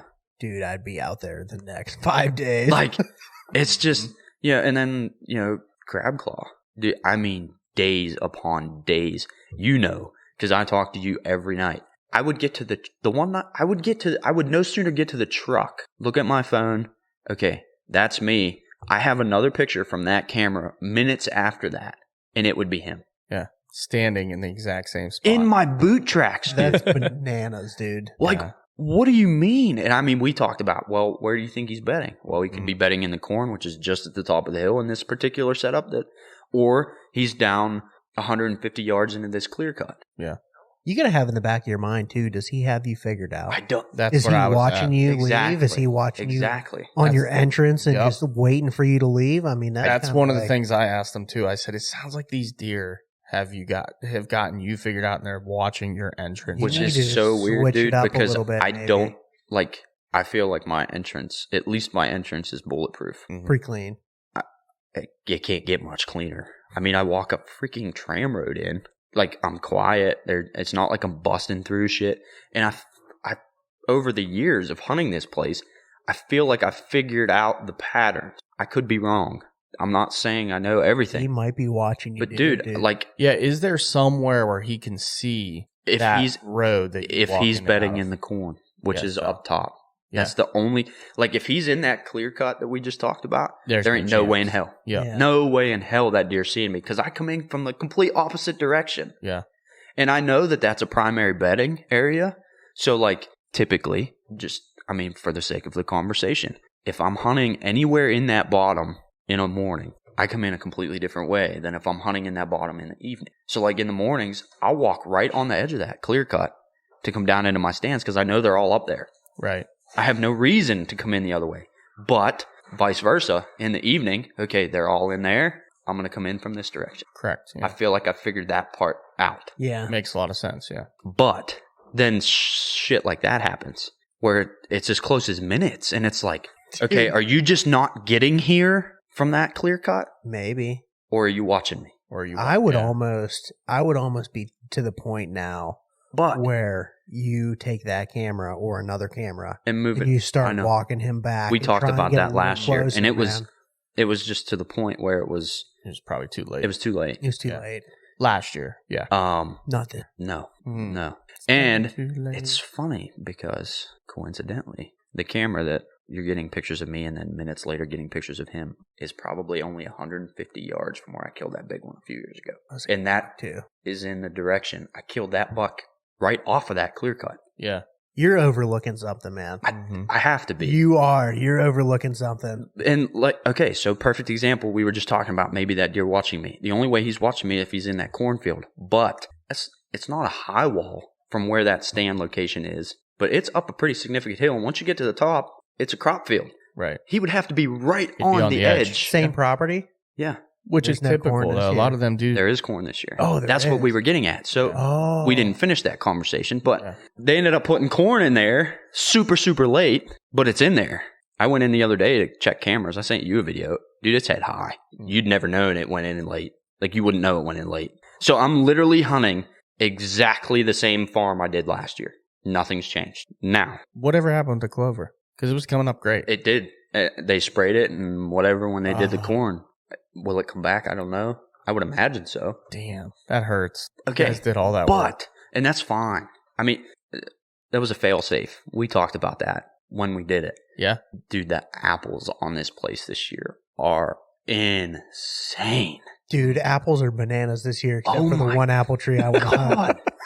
There's one apple tree Austin was so excited about because the last time he killed his buck down there, the apples were good, They were bananas. And it makes me excited because I lied. 2 years ago, they were on fire, but they dropped really, really early. Yeah. And we had a camera on the apple tree that was dropping really, really early, and Nubs was on it all the time in daylight, right up until the week before season. But at that point, they dropped so damn early, there wasn't any left when it came time to hunt. So one of those things. Like, there's apples on this farm, and there's a lot of them this year. Super, super excited because I know he's going to hit them. Yeah.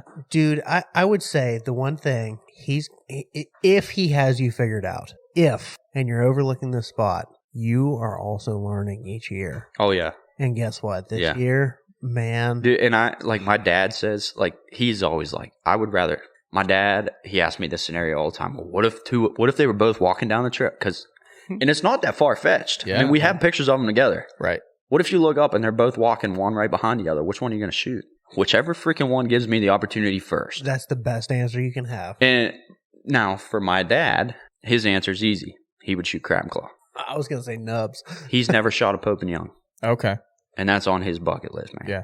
I don't blame him at that point. So, and I don't either. But then when I ask him, like, well, which deer do you, he would rather me, not just because he hasn't shot a Pope and Young, but because he knows how much I've put into that deer over the years. He would rather see not me shoot nubs and him shoot crab claw, but he would rather see me get the final laugh, I guess, or he closed the story, on that buck. He would rather, and that I'm sure any father would. Yeah. And I wouldn't be mad if he shot him. Not in the slightest bit, man. Your dad's the man. I wouldn't be. And I think he knows that. And if I'd beat him senseless if he told me he passed on him. Have you guys ever thought about splitting up and tag teaming this property? One take the cornfield exit, one take the So yes and no. This farm was split on two sides of the road. He always left this side to me. Like, okay, your big boys are over there. You go do your thing. I'm going to hunt over here. And 2 years ago, he killed 5 deer out of the same stand on the other side of the road. Good on him. Like, just went ham. I don't know anybody else that's ever killed 5 deer out of the same stand in the same year. Do you? No. No. I mean, that's insane numbers, dude. I mean, it probably could have killed more. Oh, yeah. Yeah. Not 5. How many did Russ and Jess kill out of the same tree that 4. night? 4 in one night? 4 out of one night. Yeah. That was pretty crazy. No, that's an different. insane night. That's different. That's one night. Yeah. So, long story short, somebody bought that section across the road. Didn't really play a factor into anything other than, we could kill deer over there. Yeah, we were good to hunt over there. The whole spiel. This year's a little different because I had this side of the road set up the way I like to hunt. I've changed all that this year. You know, I've had, like, the one stand, I had, like, a mobile stick set up in there. I'm taller than my dad. My dad's also a bigger guy. Anybody that knows my dad knows that. He can't climb a tree the way I can climb a tree. I stretched every stick as far as I freaking could to get as high as I could to get whatever advantage I could get. He couldn't do that. So I've pulled all of those down. I've put normal climbing sticks in there that he can, he could hunt it. Sierra could hunt it. I can hunt it. They're all comfortable, accessible, you name it. So that, in a sense, has changed this year. And he's looking forward to it. And I'm looking forward to it too because there is ways that we can now buddy hunt it. Yes. Yep. Yes. I like that. I get too. I think I was on this train last year, but I think I'm with Austin on this one. I think if you're going to hunt that location there where that deer is coming just after dark. We call that our scrape blind set. The scrape, I would say try something absolutely just erratic. Switch it up, man. Like come in from a totally different area that you would never expect. That dude, and that's the thing. So like, they're really, he's seeing you somehow.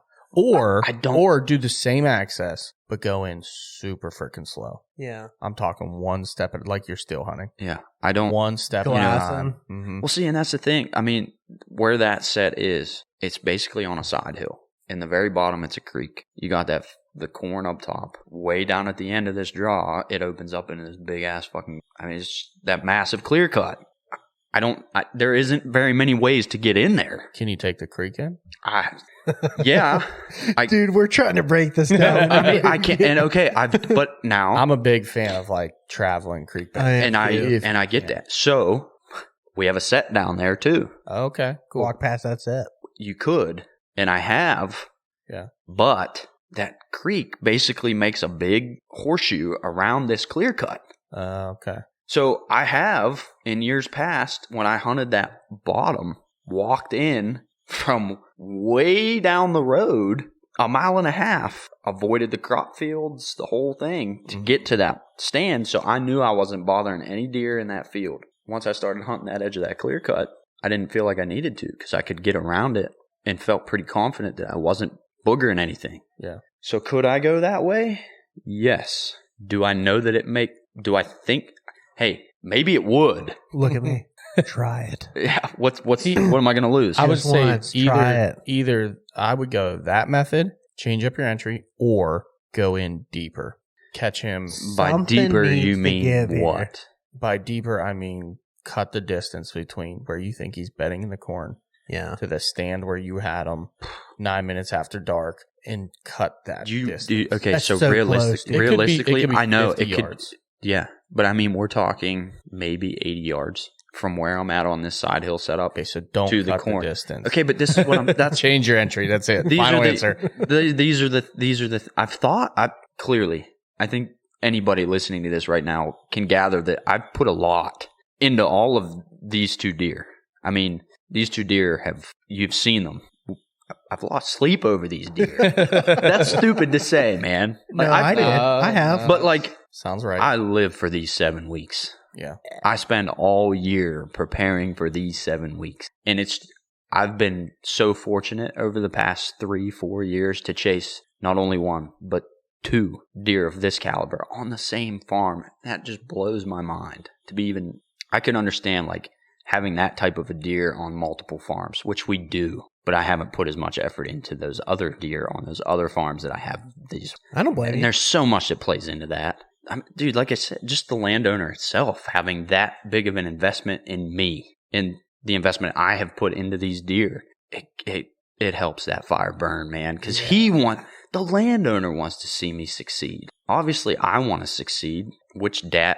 Whose dad doesn't want them to succeed? Like Sierra, same thing. Like if I'm hunting and those deer come in, I ain't shooting. No way. Everybody knows what those couple deer mean to me, and it's a lot.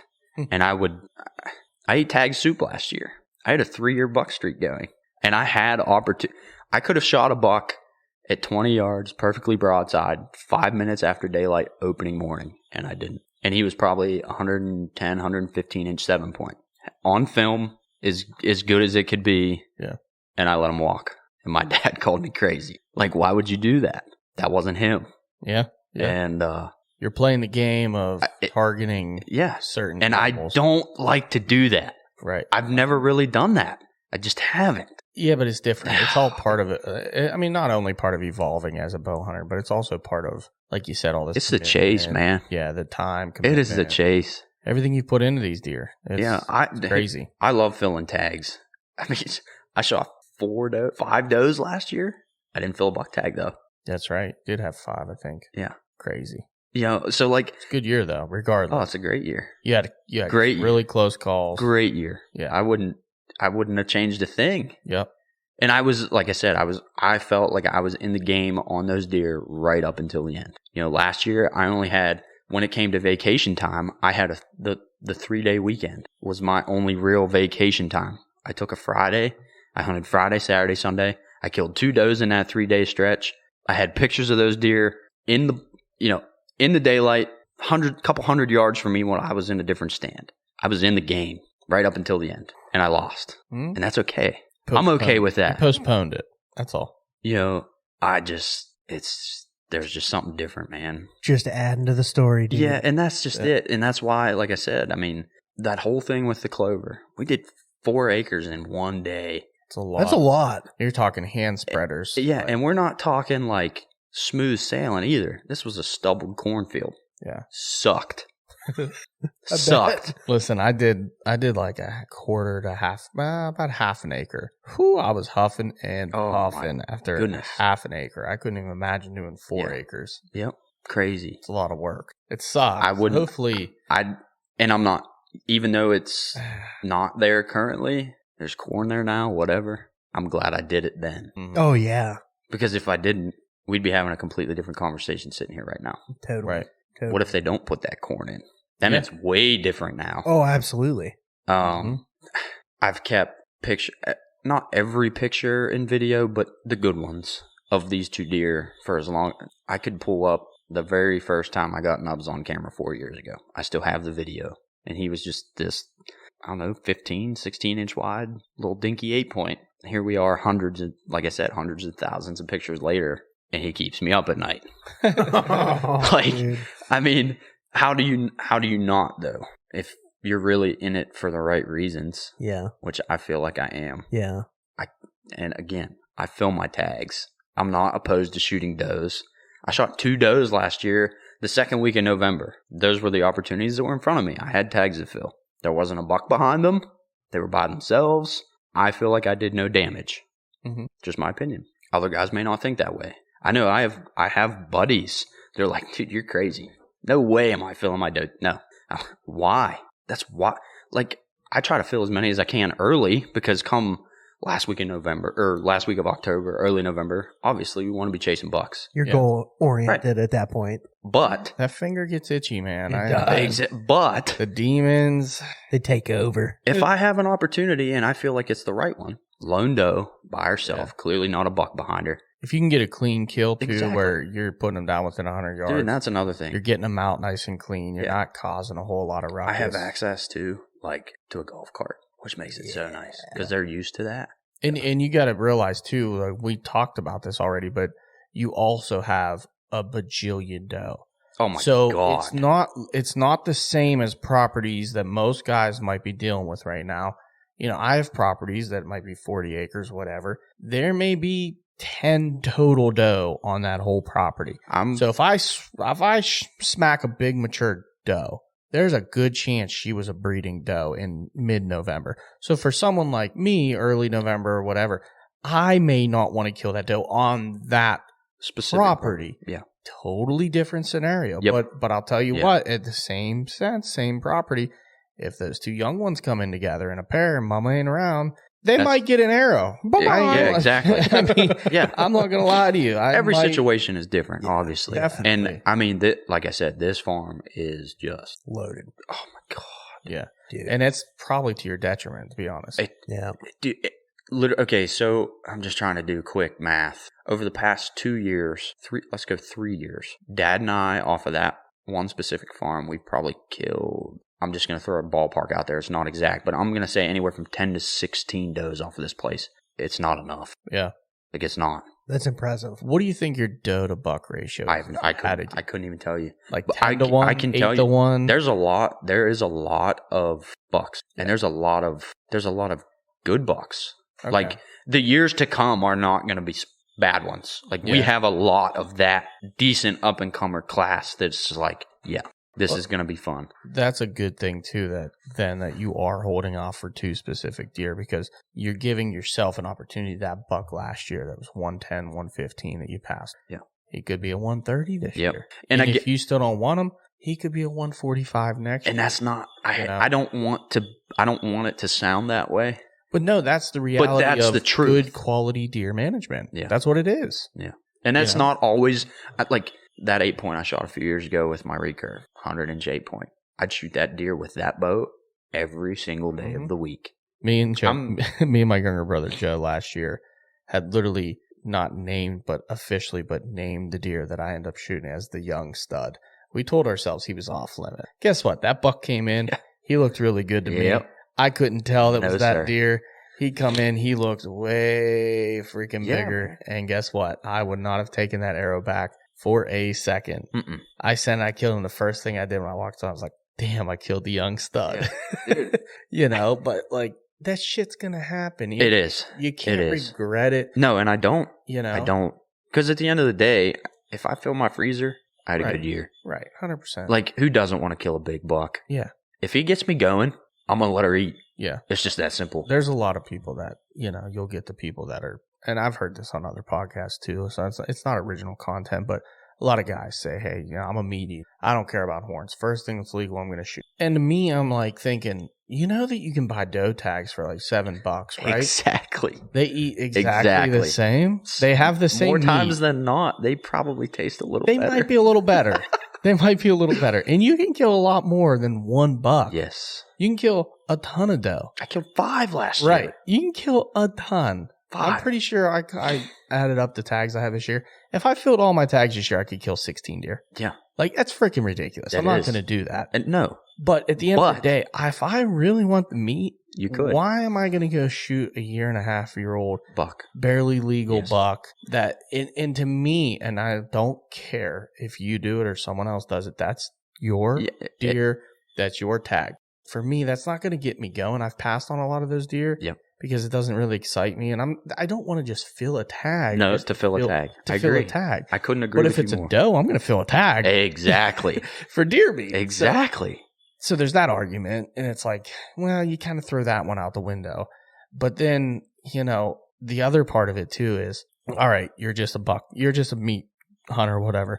So tell me this: 2 bucks come in. One's a barely legal weight. I know exactly where you're going. 80 inches. And the other one's a 190. Yeah, you're going to Which one are you going to shoot? Exactly. And you're going to sit there and tell me that you're just a meat eater. Yeah. Or meat hunter. Yep. Like, no, you're not. Dude, no, you're not. No, you're not. If you had an opportunity at a really big buck, you would shoot the really big buck. Get the hell out of here.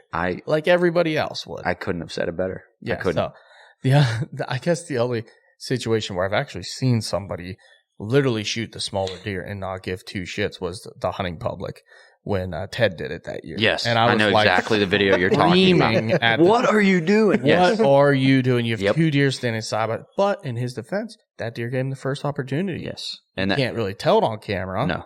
Because you get that freaking stud in the back. And I'm like, all right, he's going to shoot that one. He shoots that little thing. And I'm like, Ted, why? Yeah. But that was his first opportunity. And to be honest, kudos to him. 100,000%. I mean, seriously. Because like we just said, he broke the mold. Exactly. And there needs to be more of that. Definitely. I believe that. Yeah. And I feel like I do that in my own ways. I shot a doe on, I think it was November 12th and November 14th last year. Yeah. Crazy. One of them was out of the stand that both of those 2 deer were on in daylight the night before. Lone doe, nothing clearly behind you. I shot her at 25. She died at 47. I drug her out with a golf cart. Yeah. Pretty clean. Can it get any cleaner? Yeah. That's pretty clean. I mean, seriously. Yeah. Like, and that's the other thing. I know people are like, expandable, mechanical. And I'm not trying to get into that debate. I shoot a 3-blade fixed blade. I shot a deer at 17 last year. She died at 27. I shot a deer at 22 last year. She died at 80. I shot one at 25. She died at 47. I think I saw all 5 of my deer last year fall over. That's a big part, or it should be. If it's not, it should be a massive discussion, decision, however you want to word it, on what you take to the field. Because if I had to go track that deer, even if it's 150 yards, you might be bumping him. What am I doing? Right. Yeah. And I dabbled in the single bevel world for a few years. I had great results. I had terrible results when it came to blood trails. I watched every deer I shot with my bow last year fall over. It's a beautiful thing. No blood trail required. Now, with that being said, I will say the ones that I did follow for my own curiosity were phenomenal. Shot placement, obviously, is the number one thing. I think that kind of goes back to the first part of our conversation, man. The amount that you shoot, dude, just really shooting them good. Yeah. Over and over and over again, rather than you only shooting a couple times throughout the year.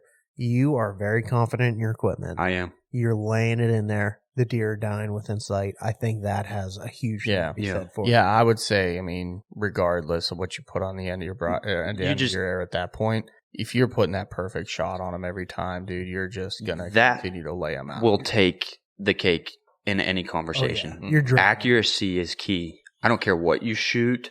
I don't. If you're filling tags, I'm happy for you. Yep. That's just the kind of guy I am. Any of my buddies that hunt with me will tell you that. I want everybody to fill tags.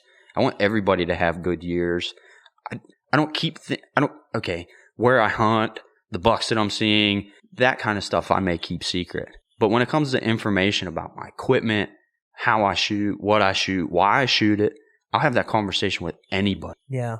I don't care about that stuff. The end goal for me, for our group, is to fill tags So if you're filling tags, I don't care how you're doing it. As long as it's legal, fill them. I don't care if you shoot mechanical. I don't care if you shoot fixed blade. I don't care if you shoot trad, compound. None of that matters to me. What about a double barrel airbow? Is it legal? I don't know. No, I don't think so. Well, then we may have an issue. But I mean, that's just the kind of person I want to be when it comes to this stuff. Yeah. I enjoy the hell out of this. I love every single aspect of it. I want everybody to be able to do that. Like, that's my biggest thing. I know what my dad did for me at a young age, and just the simple fact that he even introduced me to this sport, I can't thank him enough for that, because it has given so much to me. I mean, I'm only 27, but it's given me so many memories, so many life lessons. I could go on for hours about what it means to me at its root, but that's just it. I mean, it's supposed to be fun. You're supposed to fill tag. Who doesn't want to do that? And the guys that are like, oh, it has to be this way, or you have to shoot this arrow or this broadhead, I don't care about any of that. I don't. And like I said, I'll have that conversation with anybody. I've seen the broadheads you guys shoot. I've seen them. I've held them. I know what they do. That's great. And if you're confident with that, that's even better. I spend a lot of time on my equipment. I spend a lot of time on my broadheads. That broadhead that I shot through that sapling last year down in 2B, it killed all 4 deer that I killed with a bow last year after that. Yeah. Thank God we found the expensive side. Killed a tree too. It did. It might have. Yeah, you didn't add that sapling to your count. I was kind of upset because every time you kept saying 5 doe, you didn't say in the sapling. All with the same broadhead, though. Yeah. And I'm not kidding, because I know it's different, because there is a slight defect, if you want to call it that, to the tip, which makes it noticeable. Other than that, you can't tell the difference. Mm-hmm. In the quality of those broadheads. You never know. You may have improved it. Dude, I literally think he sharpened it. That arrow was in 5 pieces. We managed to find the knock only because it was lit up 50 yards in the opposite direction, and you just happened to stumble across the broadhead. The broadhead is on a piece of an arrow sticking straight up, and I'm like, hey, there's something white. Yeah. I think it was white, can't remember, but I was like, yeah, there looks like an arrow. Yeah, here, look, Yep. up there's the good There it side. is. You get your insert. I got the two broadhead, I got the 2 most important pieces: light and knock and the broadhead back. Yeah, you got. And I went on to kill expensive 4 stuff. deer with that broadhead. That's awesome. Dude. And I don't know do you have to sharpen your broadheads? I don't have to. Sometimes what I say, I tell everyone mine, what I do is I usually will clean them off, put them back together, and then I will take my little broadhead sharpening thing. It's just like a little handheld thing. Yeah, I know what and you're talking I'll just run them a couple to get any break that debris. edge, basically. Yeah, just if there's fatty tissue on it, and all it does is it brings that sharpness Cleans it, right. Yeah. So obviously, like I just said, I shoot a 3-blade 1-piece. I use a diamond stone. Mm-hmm. Dude, even after blowing through a deer and sticking that in the ground 4 times over, that thing honed back up so fast. Yeah, it's nice. It was insane. It's like I've never had a head that I could resharpen that fast or that easily. Like I said, I dabbled with the single bevels for a while, and I really think that was the big difference. I shot them for 2 years. The first year, phenomenal blood trails. I mean, watching deer fall over, blood just everywhere. Year 2, not so much. Killed 3 deer, did not have a good blood trail. Not one. Did shot placement play a factor? Maybe. I'm not saying it did. I'm not saying it didn't, but I had drastically different results between 2 years. The only thing that I could really say that this might be why was and it's terrible for me to say, but we're all human. I knew that I wasn't, whatever I was doing different, I don't think it was anything. I used the same sharpening methods that I did the year before. I wasn't getting them as sharp as I felt I should be, and I couldn't figure out why. Yeah. I did the same thing that I did the year before, but I was getting drastically different results. I changed broadheads last year, and what a difference. Yeah. So we're way up there on time. I know you probably have an early morning to work tomorrow. I want to put a bow on this thing. I want to take it to a point where I have a question for you, because I'm wondering what the future looks like for Grip N Grin, and if we can expect any future YouTube videos back on the channel. What are you guys doing? What's the thought process behind it? How's the group looking? What are you thinking for Grip N Grin? I mean, as long as I'm hunting, I'm going to be carrying a camera. I firmly believe that. I really enjoy that aspect of it. Can it be a pain in the ass sometimes? Absolutely. There's a lot of days where it's like, I'm not gonna carry the camera, and I'll be the first one to tell you that I've done that, and it never fails. The day you don't, it goes to textbook. Everything goes the way it's supposed to. Where's the camera? In the truck. So I guess I'll throw that out there, that if you are filming your stuff, take your stuff. Every time. Every single time. I don't care if it's raining. I don't care if it's snowing. I don't care if you're tired and you're running on 2 hours of sleep. Take it, because the day you don't, it will go right. I've had it happen to me. Well, in that case, I'll take it all year, and then when I really want to kill something, I'm going to leave Don't it in take the truck. it. Yeah. Exactly. So, that's solid cool. advice. Yeah. I mean, it's the truth. Yeah. I mean, it really, and it's more, it's times. more than just that, though. It's such a useful tool, man. You get a marginal hit, or even if you think you drilled it, I can take that home, put it on a 60-inch TV, slow it down. Okay, what's really going on? Confirm, deny? All right.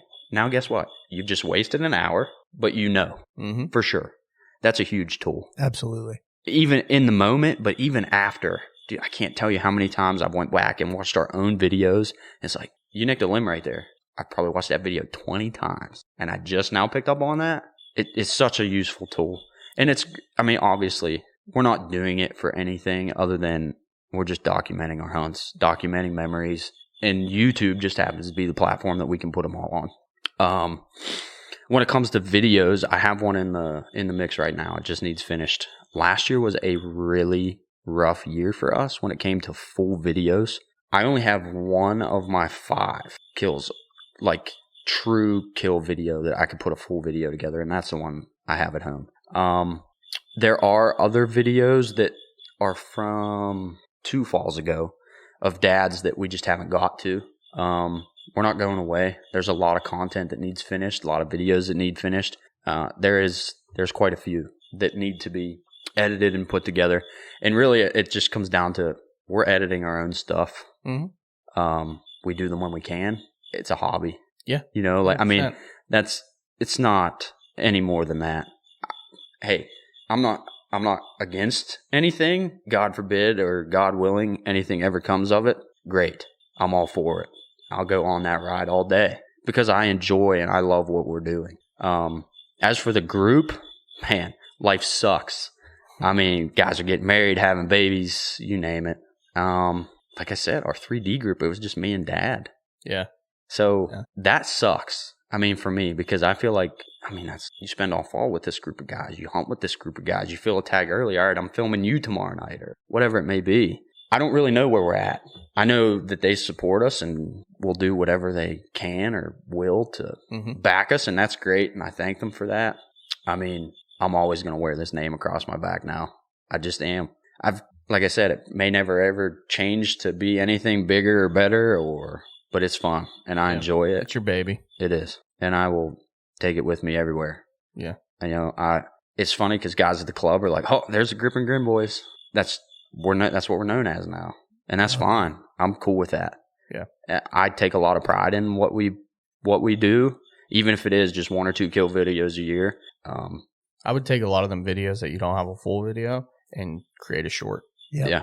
YouTube Shorts right now is the way to go if you want to expand anything in YouTube. Is the shorts. Drop shorts twice a day, once a day. Dude, I'm telling you, you start doing that, like just little videos. Interesting. You will blow up. We'll have to talk about that. We will. At a later date for sure. Yeah. It's the way to get. But no, I'm not going to stop. I know Dad's not going to stop. All this started as a joke to begin with, so what's the point of stopping now, I guess? I like it, man. You know? It's just the truth. I remember I was a senior in high school. He'd come home one day from work. He was just watching YouTube videos all day. He's like, "Hey, we're going to start filming our hunts." Yeah, right. Like, get out of here. We did, and here we are. We're not a big name, you know? We're not. We're not either. You guys are doing a lot better than we are. No, it's not. It's not a competition either. No, I don't mean it that way at all. No, it's a hobby thing, man. Dude, we totally understand the hobby. We side do. of it. You love what you do. Yep. Yeah. But shit gets in the way. And Does. That's why I ask, because I enjoy your videos. I would watch your videos back in the day. I really did enjoy them. We appreciate that. Yeah, I appreciate that. You guys are fun to watch. Your dad especially is freaking so much fun to watch. Oh, dude. And you get him behind the camera and he's just killing dough with a recurve. curve. It's just like, that's enjoyable to watch, and it's local, and we obviously know you guys, so we have a good connection there. But that's why I wanted to know. I wanted to know if you guys were still, I mean, obviously you're still filming, but what the, future was. There is, like I said, there's quite a few. I have one in the works. It needs finished. It was my last doe of the first season last year. I struggled, man. The first doe I killed last year, I had it all on film. Shot footage is garbage. Like, just too dark. And then at that point, I went back and rewatched it. And just stupid mistakes. Like, I watched the shot footage to review it right after the shot. I was like, it's too dark. And then I never did a closing. Just something simple like that. Yeah. Finish a closing, like, bang, there's a video. We have talked about, Dad and I, a lot about what we could do in the off season, even if it's not hunting video, like whether it's 3D shoots or summer scouting or just other options on what we could do to put more out there. We'll talk about that too. And I'm all for that. I'm all for it. Because I even asked him, like, and if it's just going to be him and I primarily this fall, we even talked about trying to put out like a weekly, for 7 weeks. Obviously, we'd be a week behind. I think you should. But we've kicked that around too. I mean, it's a vlog style, you mean? Yeah, I mean, just a weekly semi-live. Yeah, between him and I. I mean, I don't think it would be that difficult to manage footage from 2 guys. Yeah. But when, a few years ago we had 6 guys in the field with cameras, it's difficult. Yeah. And it's then messy. Not only then you got to get everybody together, you got to download all this stuff. There was just too many people. So we just strictly went with kill videos. We don't have that number of guys in the field anymore with a camera. And I'm not pointing fingers. I'm not mad. That's just how it is right now. Yeah. Yeah. So, but that is something we've definitely talked about. And I enjoy the editing side. I wish I had more time to do it. Because there's a lot of things that I wish I could learn or knew how to do that I think could improve our videos. Again, we're not anything special. We're not a big name. We don't have anybody editing our stuff. It's all us, and it's funny. It is so funny. You go back and watch some of our early videos. They're rough. Rough. We've come a long way. And it may not be a long way to a lot of people, but to us, just in our editing abilities, we've made some stride. And it's fun to do that. Yeah. We do it a lot. We go back and watch some of our older videos, which is the reason why we do it. In the first place. Exactly. Yeah. Exactly. Dude. Well, good. Good on you guys. I'm hoping for the best for you guys as well, obviously. But I think you'll kill it again this year. Get some videos out. We'll talk before I lose my train of thought. We need to end this one so we can talk about some other things I'd like to see you guys maybe do off air here. I'm all for it, man. I thank you guys for having me, seriously. And absolutely. I mean, anytime. We've talked about this for a while now, and something I've looked forward to. Like I said earlier, I know Dad was really looking forward just to listening to this one. He loved being on with you guys. I know. He's a good dude. I wish he could have come down. He would have to get him down.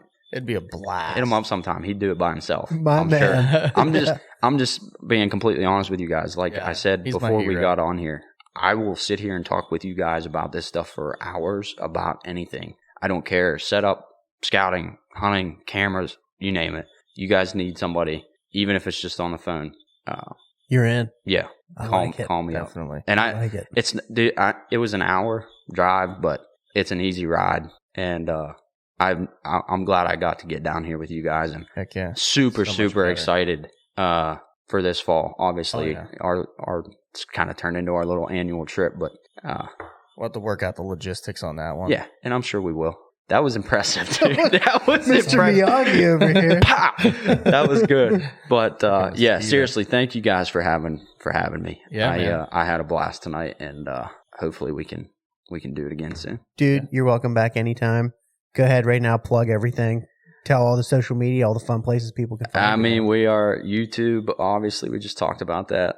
Instagram, Facebook, everything's under Grip N Grin Outdoors. Very different variations for everything, obviously, but our logo's pretty distinct. Bright green. Yep, bright green and GNG. G&G. And hopefully we'll be taking a lot of them Grip N Grin pics here real soon. Let's go. Love that. All right, guys. Well, until next week. The distraction is real.